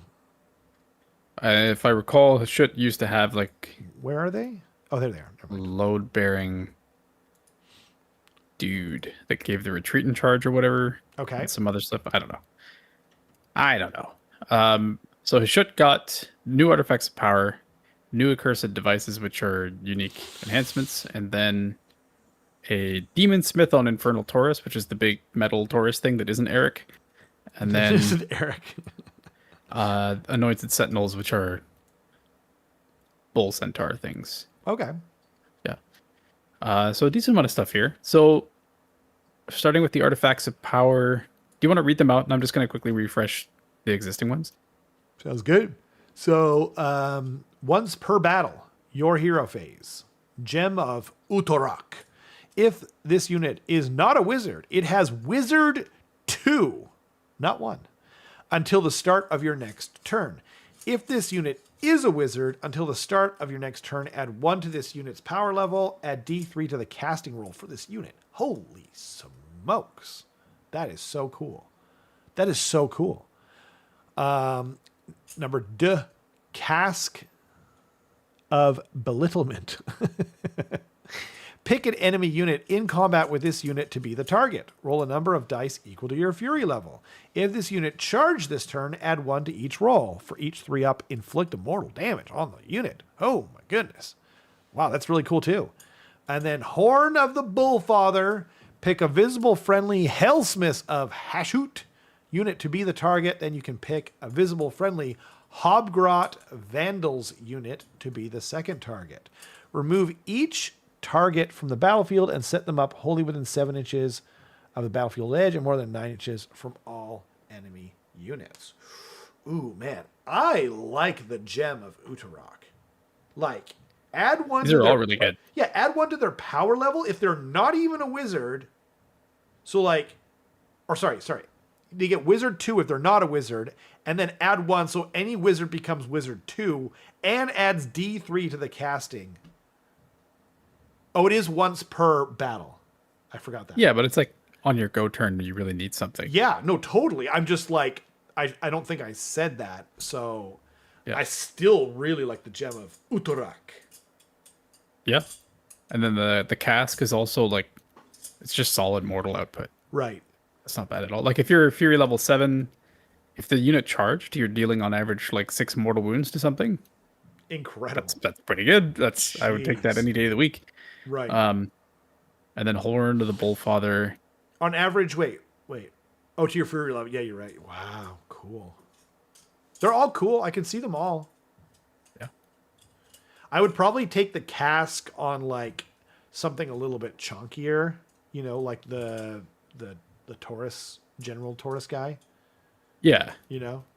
I think we should see how the new Scourge of Ass Taurus guy is, because maybe he'll be a reason to take it. Right. Yeah, that'd be cool. And then you get accursed devices, which are the unique enhancements. They can be given to Hellsmiths who shoot war machines, so that's the bombard or the rocket battery. Cool. Is it also the what do you call it? Oh yeah, it is the Dreadnought, right? Yeah. Sheesh. I mean, Right. that's a much bigger percentage of his movement that he's getting too. It's like what, 40% more movement or something crazy? Yeah. Add 2 to move is really good. Then you have add 1 to the rend characteristic of this unit's melee weapons if it is not charged the same turn. Oh, okay. Less good. Yeah. And then Bullfather's Scorn, which is you can spend 1 rage dice. If you do, apply the effect below. If your opponent's fear level is lower than yours, increase their level by 1, yada yada. Otherwise, roll a dice on a 3-up. This unit's ranged weapons have crit 2 hits until the start of your next turn. If each of this unit's ranged weapons already have crit 2 hits, this unit's shooting attacks score critical hits on unmodified hit rolls of 5 until the start of your next turn instead. That's crazy. So just to clarify, so you can either spend a rage dice or roll a 3-up? Is that what I'm hearing? Yeah. Whoa. I wish more units were like that. Yeah, it's nice to be like spend a resource or it's a chance. Insane. Because like, what is it like? Is it the Slan that can just be like, this turn we're both gonna have 7 rage dice, and next turn we're both gonna have 1 or whatever it is, and then so like on that turn you're just like, well, I got no rage dice. I need to save my 1 rage dice for this effect. I'm just gonna chance it and roll a 3-up, and then I still get my candy and I get to eat it too. I still think I'm going with plus 2 inches of movement. But I don't know. I don't know as much about the shooting. Yeah, I feel like I don't know enough about his shit to really make the right call. Right. I think I would probably go with Bullfather's Scorn, just because I know that his shit really likes to shoot. To just have like big artillery pieces and crit 2 hits or crits on 5s would be really nice. Totally. I mean, yeah, when I said add 2 inches to movement, I was saying like I think that's probably the best. I would 100% go with Bullfather's Scorn like every time, unless there's like a really good reason to take the extra rend. I just like killing things. Hannah says D3 to casting is surprisingly strong. Agreed. Yeah, that's for 2 things you basically get there. Okay. The Demon Smith on Infernal Taurus. 15 wounds, 3-up save. I'm only reiterating that just to keep it in context, right? How many points is this, by the way? I'll find out. Thank you. Hurled, I guess this is... Actually, I do want to keep this in mind. So, Hurled Demon Fire, crit 2 hits, shoots in combat, 3 attacks, 4s and 4s, -1 rend, D3 damage. And then Infernal Staff is 3 attacks, 4s and 3s. It's basically like a wizard sort of hit. And then Horns and Hooves, charge +1 damage, 6 attacks, 4s, 2s, rend 2, 3 damage. Shoot, that's 6 attacks. It's not bad because it goes up to 4. And then once per turn, army, your hero phase, add 1 to casting rolls and unbinding rolls for this unit until the start of your next turn. Okay. You can pick an objective or terrain feature that has a friendly desolation token and that this unit is contesting. If you do so, add 1 to this unit's power level for the rest of the battle. Then remove that desolation token from the battlefield. This unit can be affected by this ability multiple times and the effects are cumulative. God dang. Okay. Couldn't you use the Gem of Utarok as well? I think so. Yeah. Because it's hero only, and this is a hero.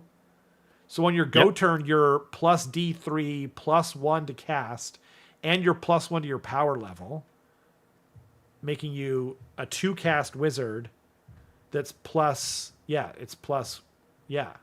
lot. Minimum plus 2 to cast, maximum plus 4 to cast. Damn. And then it can be like a 3 cast wizard, potentially. Shoot. Okay. And then passive, demonic resilience. Apply the effect below that corresponds with the number of demonic power points DPP this unit has. With 1, it has a 6 up. With 2, it has a 5 up. And with 3, it has a 4 up. Against damage inflicted by spells, prayers, and abilities. But it always has the 5 up ward or whatever, right? When it has 2. Okay, just making sure. Yep. Sheesh. Okay, and then once per turn, army any combat phase. Honestly, this unit is exciting to me with just the first 2 things that it has. Okay? But now we go into the once per turn army, any combat phase. It is a rampage. Pick up to 3 enemy units in combat with this unit to be the target. Roll a dice for each target. If the roll is lower than your fury level, okay, the target cannot use the eruption of fury. Less good, but but we're still going. When resolving the damage sequence of the target, your opponent cannot spend rage dice as part of the fight through a pain ability. Okay. Add 1 to the red characteristic of weapons used for attacks that target that enemy unit. Would that wouldn't apply to companion, right? Because it doesn't specifically say. Yeah, that's right. Okay. That's still freaking juicy as hell. Add 1 to the red characteristic of weapons used for attacks that target that enemy unit. But it applies to other units around it? Yeah, I believe so. Oh, shit. Okay, this seems amazing. It seems like a really good buff. It's 350 points for reference. It seems like a really good buff piece. Yeah. I think the unknowns are probably... I don't know enough about Hashut to know like what the meat and potatoes of the army is. That's fair, you know. And so it's like +1 rend might be great, but will you ever use it? Right. And then having plus $1 billion to cast and 17 or power level 17 or something crazy like that, like how many spells are actually worth it to cast and what's your unlimited? And that's true, but by the way, the add 1 to the red characteristic of weapons, it just says weapons. It doesn't say melee weapons. So you can debuff. Well, it's for the rest of the turn though. So as of the combat. Right. Yeah, you're right. Good point. I don't know though. Like overall, I'm very interested in this. Like, because it's already hard to kill at 15 wounds on a 3 up, right? And then you give it a frickin' ward of 5 up and 4 up against spells, prayers, and manifestations and stuff like that. You're like, what? And it hits pretty hard, and it's a debuff piece. It's casting spells. Like, what more do you want, Carson? Okay. I'm not saying it's bad. I don't think it is bad. I think it's pretty cool. Yeah. Yeah. I just don't know what it is in that. I think that's the problem with us doing the Hashut one is like, neither of us play Hashut, and Hashut isn't particularly popular in the meta. They said stump the Carson, so yeah, seems good. By the way, Razor, weren't you the one who asked specifically so he wouldn't be late? I love you, buddy. Isn't 3 up more like 6 up though? Wait, what's that in reference to? Is that for the save? why I that don't know. would be. I don't know. I don't know either. Let us know. That might be in regard to something else, Hannah, and we just missed it. And there's also a delay, obviously. He runs out of cast quickly, though. Okay, that's good to know. Yeah, because there's just nothing like left to do. But I mean, you could take like endless spells and stuff, right? He's getting a lot of attention. I think you'll see him. Cool. I'm glad. This seems rad to me, and it's very Timmy at the same time. So, what more do you want? Anyway, Anointed Sentinels. You want to read this one? Yep. Sorry, I was getting the points out. You do want to read this one. My arm disappeared. Okay. I'm going to assume that the wheel is the same and that the melee weapon's the same as well. So that looks a little... Well, I'm just going to quickly pull up Anointed Sentinels just to see. Vamp, Rob. Oh, well, Hannah was talking about the 3-up to use ability. So that makes sense. That's actually that makes total sense. Because yes, a 3-up does become like a 6-up. But I was like, I thought you were talking about his save for a second there. And I was going... That's not true, but yeah, but the ability, you're 100% right. So these are the same as far as the wheel and as far as the melee weapon. Okay. This one is 170 points compared to the default one, which is 130. Okay. So pretty significant points bump. Big difference. However, you have 2 abilities. Number 1 is a passive, which is add 1 to the attacks characteristic of this unit's melee weapons while it's contesting an objective you do not control. What's up? What unit are we talking about? What are the Anointed Sentinels? It's the one below the... No, but like... No. I mean, like... Oh, sorry. My bad. I didn't scroll down far enough to see the picture. I was like, I don't know what we're talking about. Like, is this like... I was like, they don't have cavalry. They do. I was just like... I just couldn't remember. I'm so sorry. I totally derailed you. Keep going, please.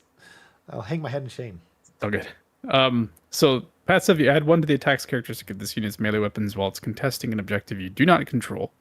So it's pretty good for on the charge. So it'll be 4 attacks, run 1 damage 2, run damage 3 on the charge. Whoa. That's pretty good. And then add 10 to this unit's OC while it's contesting an objective you do control. It's pretty good too. And then the DPP effects are, for 1, it's a 6-up, for 2, it's a 5-up, and then for 3, it's basically the same as the other guy. Oh, I see. Yeah, 4-up against spells and whatever, so... Goodness. Let's compare that to what it has right now. Yeah, I'm curious. Sorry, did you say the attacks were the same? Yep. Attacks are the same, health and stuff is the same. Yeah, everything's the same. So the existing one has a passive of you add 1 to charge rolls for each demonic power point it has. So Oh, okay. And then, so instead of adding 1 to charge rolls, you now just get a ward. I'll take the ward. Yeah, I'll take the ward as well. That seems nice. Yeah. And then the other ability that it had was reaction. You declared the countercharge command for this unit, and then this unit has strike first for the rest of the turn. So that's pretty good. That is pretty good, but I think... I like this better. 100%. I don't think it's worth 40 more points, though. 130 versus 170, that's kind of crazy. That's true. Because you probably... This is like a hammer unit that you're probably taking... Right.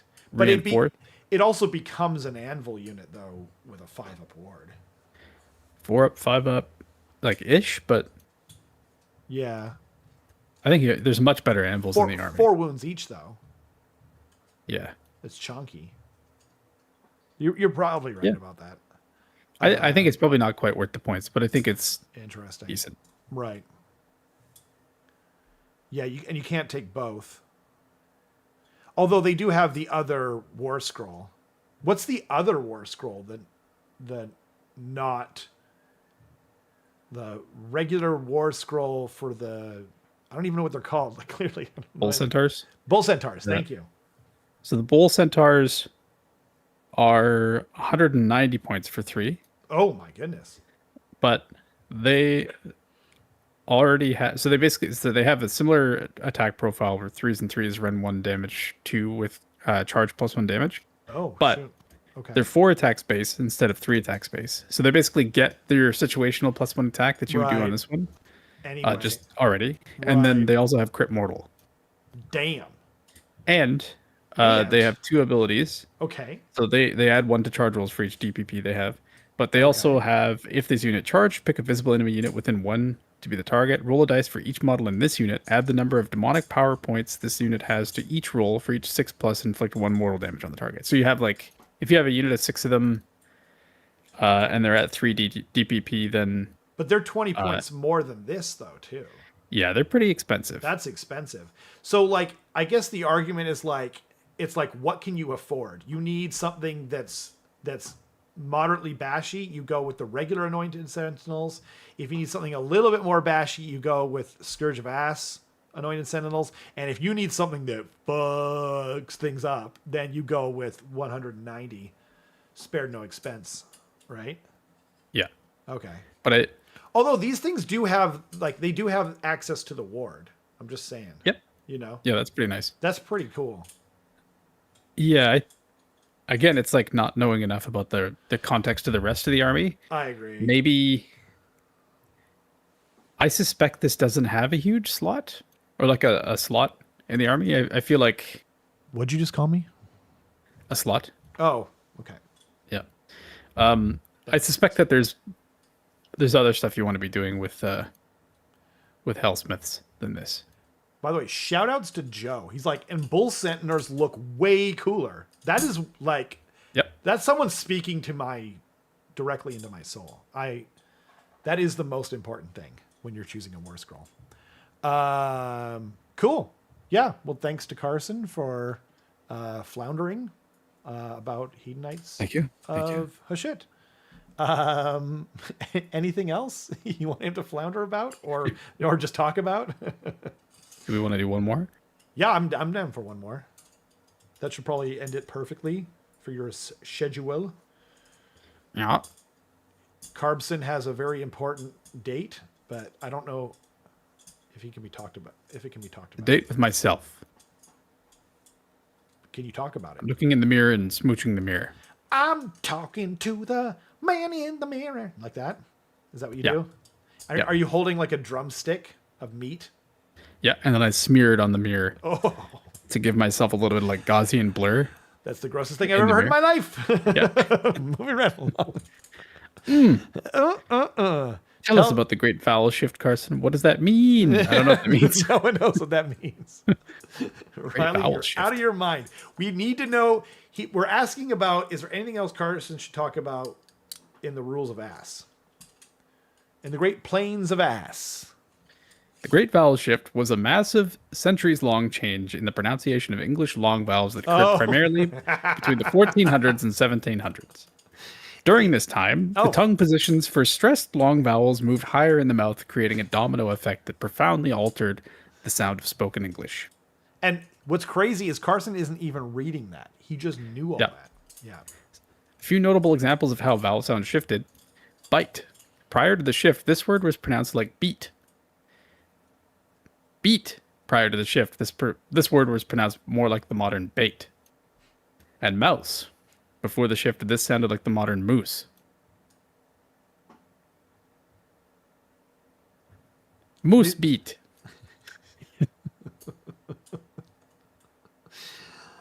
You got what you asked for. I feel like you should at least subscribe for that. I think he already is. Oh, okay. Yeah. Then I'll allow it.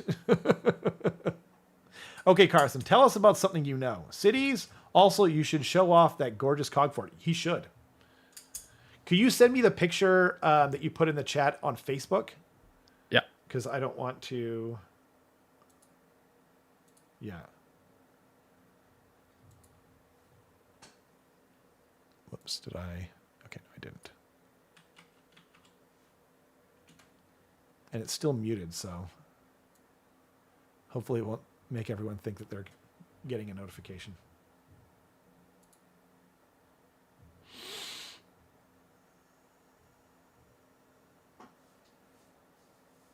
Oh, by the way, public service announcement.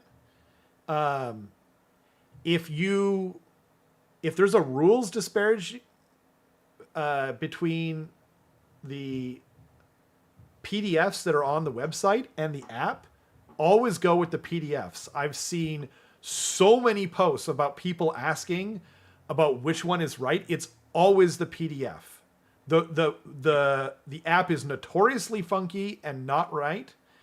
Also, like I've actually seen a couple people saying that their local tournament uses the app. That's crazy to me, but the correct rules are the PDF. Thank you. Carson sent a photo. I did. Oh, should I open up the Scourge of Ashy? Yeah, and I can read it out. Cool. While you show that off if you want. I will do that once I find it. Where are they located? I keep just seeing Scourge of Ashy rules, and I can't. Oh, there we go. I didn't go past it. I just looked in the wrong spot. Okay, and they are up. When should I show the pictures? You can show them now if you want. Okay. Yeah. I will do that. This is really nice. This is good stuff right here. Whoops. Blam. Got it. There's picture numero. Oh, I think. Wait. Oh, yeah. Yeah, I've got the first picture up. Cannon facing the camera. It looks très beautiful. Thank you. I still got to paint up all the little dudes and put them on there, but I'm calling it done for Tacoma. There was some debate about what dudes were going to be put on there, whether there was going to be some Ogors or some humans, as the Klingons say. Humans. It'll be humans. So you mean some humans, like the Klingons? Humans. Say. Thank you. That's fair. Yeah. Yeah, I'm going. I'm doing Living City for my Cities of Sigmar army.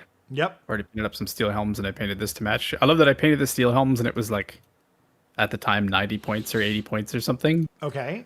And then I'm like, okay, time to paint my second cities unit, and this is like 500 points. It's like that's quite the difference. Yeah, increase the amount of points I have sevenfold. It looks great. Did you use any pigment on it?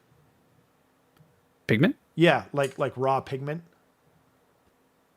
Nope. Okay, I was just curious. I was working on Visic and I used some raw pigment and then I dry brushed over top of it and it looks very similar to what you've got here on your stone. So I was just curious. Oh, cool. Yeah. I'm also bad at using pigment, as it turns out. Anyway, yeah, it is a beautiful cog fart, as he called it in the Discord. Yep, love it. Loves it. Yeah, this looks great. This is great. This is great. If it says how many hours, if you don't mind me asking, I don't know. And he doesn't want to think about it. No, I'm fine with that. Okay. I don't like to think about it. Surprisingly quickly, because I'm sure it's going to be more as soon as I paint up the little dudes. But we said earlier as well, like it's kind of like painting terrain. It's true. Like big chunks of wood and stone, and that's so true. And other stuff too. Like it's not like the longest parts were definitely the metallics, right? Just because metallic is always a difficult thing to deal with. Yeah, I don't like painting metallics. Yeah, true. And yeah, exactly. But yeah, it was pretty pleasant, to be honest. I enjoyed painting it a lot. That's awesome. And I sub-assembled it into like many pieces, but it's kind of easy to like intuitively figure out what pieces should be sub-assembled. So, okay. Yeah.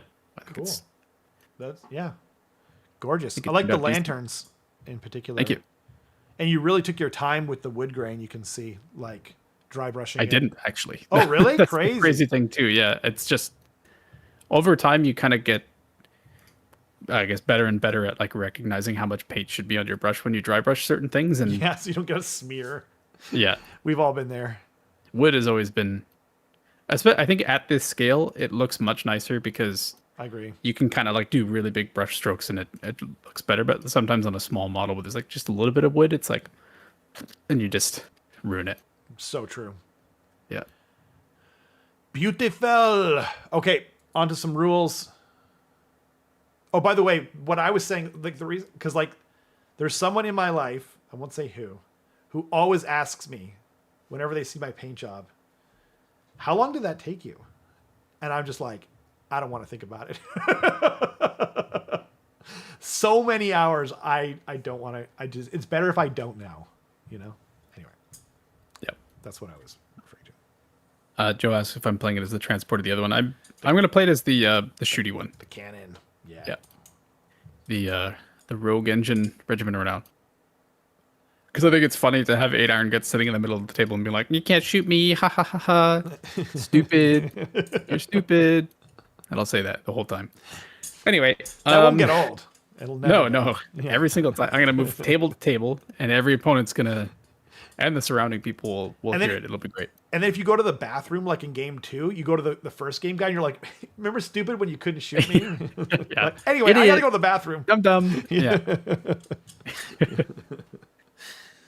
Yeah. He's gonna I don't even have any shooting units. But you couldn't shoot me. That's all I'm saying. You No, couldn't. you couldn't know if you did. Yeah. Idiot. Idiot. Yeah.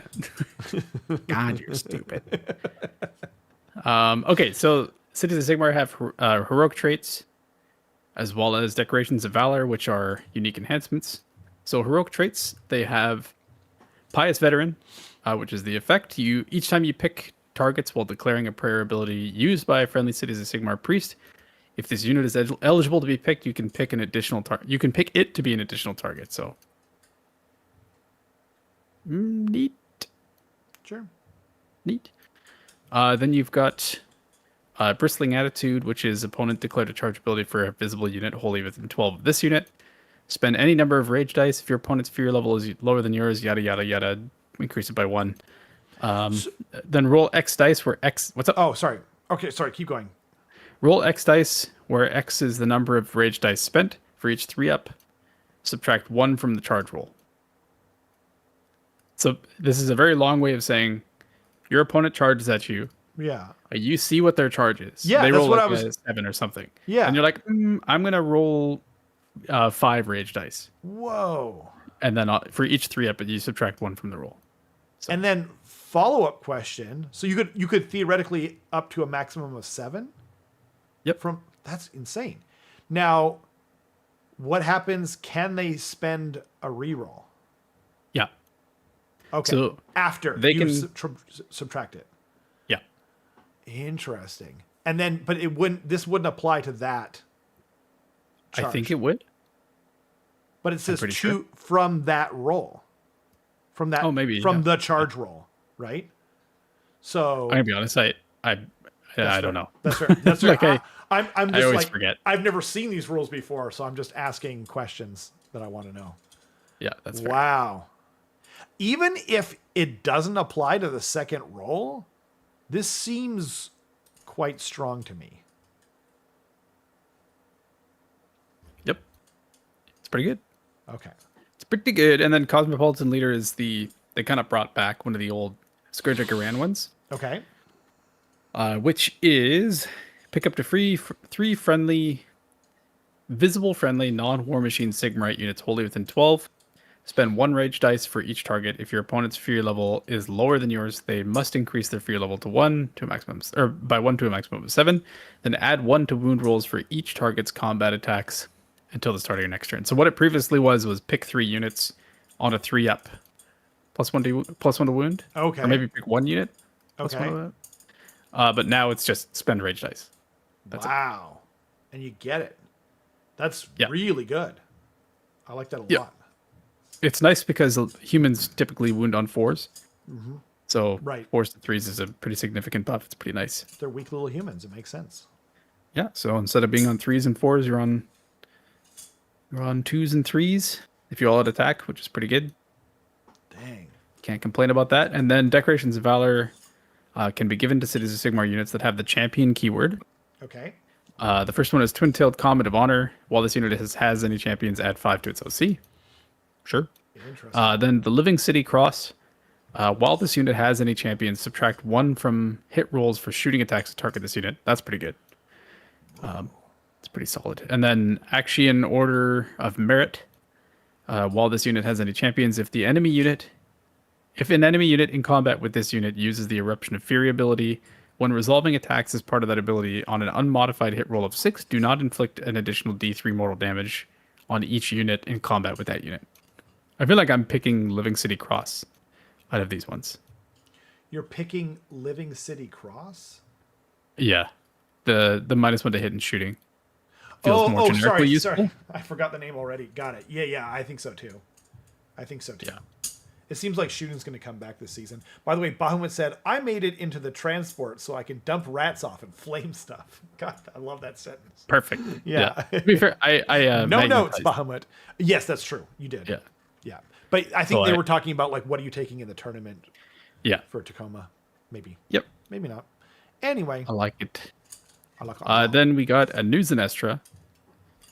I'm waiting to read this war scroll and cry again. And then Alchemite Warforger. You haven't read it yet? Nope. Okay. But, Yep. but then how can you cry again? Well, because the last Zenestra ruined my life, basically. Wait, what do you mean it ruined your life? I need to know No, why. it's just the city's dominated the meta for like Oh, right. It was obnoxious, Wow. basically, you're saying. The Yeah. previous one. Right. Yeah. Okay. Even though I still beat Dylan Terrio Oh, Dylan. while he was using it. Shots Anyway. fired. Do you want me to read this one? You were reading for a bit. Sure. Sure. So I'm assuming all her stuff is the same. And she has a ward of 4 up. Incredible. So I'll just read her stuff. Unquenchable Faith. If this unit would be destroyed before removing it from play, this unit can immediately use the Sigmar's Blessing ability below as if it were your hero phase. If it does so, that prayer does not count towards the number of prayer abilities this unit can use this phase. Instead of making a chanting roll for that prayer, you must use a value of 10 for the roll that cannot be modified. The effect of that prayer applies for the rest of the battle instead of until the start of your next turn. What? That's super cool. I mean, it's like on its way out, I assume, is like sort of what is going on. It's like a Hail Mary prayer at the end right before she dies. But that's incredible. Pick a visible, friendly, and then there's the prayer. Pick a visible, friendly Sigmarite unit wholly within 12 inches to be the target, making a roll of d6 until the start of your next turn. The target's melee weapons have charge +1 damage. If the chanting rolls 10 up, the target has a 5 up ward if it was charged in the same turn. So you get both of those things. So on her way out, she could just be like, hand out a unit +1 damage on the charge and a 5 up ward? Sheesh. She seems really cool to me. And she's a priest too. Damn. I don't know. I think that seems really good. It doesn't seem obnoxious either, like the old movement shenanigans things from previous seasons. Anything to add, Carbson, if that's your real name? She is 160 points. Okay. I mean, she's priest too, and a 4 up ward. Like, okay. I'll take that. Like, what? What are we talking about here? Like, the city's prayers are So in addition to the one that she has, obviously, the city's prayers are heal D3 the target and the chanter, or heal D3 each friendly visible Sigmar if it's the overloaded one, and then Holy Aegis, which is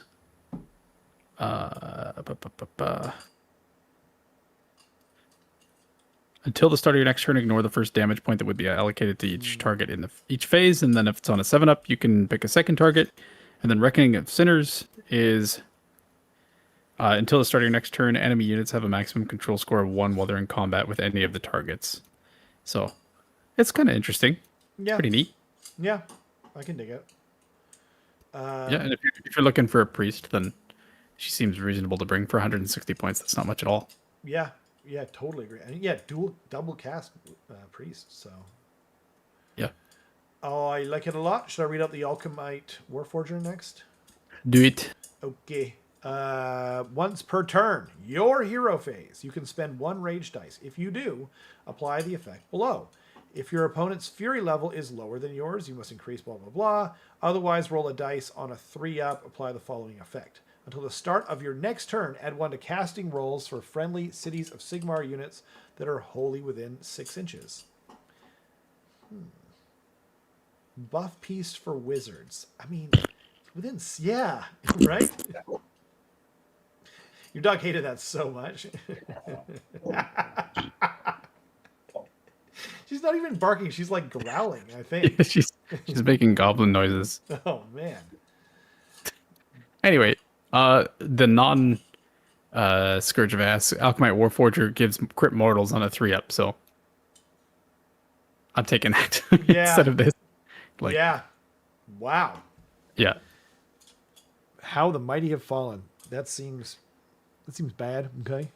I guess the idea behind this is like, if you're taking a bunch of those like individual wizards, maybe like you're taking the mage and what are they called? Like the living mage and the necro mage and the fire mage and Dark Souls characters. Yeah, all the Dark Souls characters. If they're all sitting in a huddle with this guy, then they can all be +1 to cast. Like, I'm not doing that. For a rage dice and for giving your opponent a fury level. Yeah, not worth it. I'm not saying it's worth it. I'm saying this is the idea behind it. Yeah. Right? Yeah. My God, that's bad. Yep. Yeah. A little lackluster, I think. The Shitties of Sigmar. I agree. Okay. Well, all right. That's kind of the vibe I get from cities right now. Is kind of like they're okay. There's some neat stuff to them. A lot of it seems propped up on the back of Cavaliers, who do their like little charge tech thing. Basically, if Cavaliers, if they haven't charged, they get to charge, even not in your turn. Okay. Yeah. That's so cool. Yeah, it's really good because it basically means you can like redo your formation. Yeah. After your opponent is charged, and you get your charge +1 damage. So. Damn. And then if you, and that applies to both turns, or is it just your turn? Just if you have not charged in any turn. Any turn. So if you're stuck in a grind, you can just be counter like charge too. Well, no, you have to be in combat. I see. Got it. Yeah. That's still really, really good. And like you said, they get their charge bonus, so that's dope. Yeah, and they're reasonably costed, and it's a bunch of wounds on a 3-up, and yep. So I think that's the core of like most armies right now. I see. And then a lot of people are bringing like Gate Gargants for good charges, and yeah. Joe says cities bang right now. Cavaliers are gross. They're really good. I wouldn't call them gross. I don't know. I think I'm tempered expectations because of what I saw last year with cities. Right. Where it's just like they hit you and then they just teleport back across the table. Yeah. But there's ways around them right now, I think. Okay.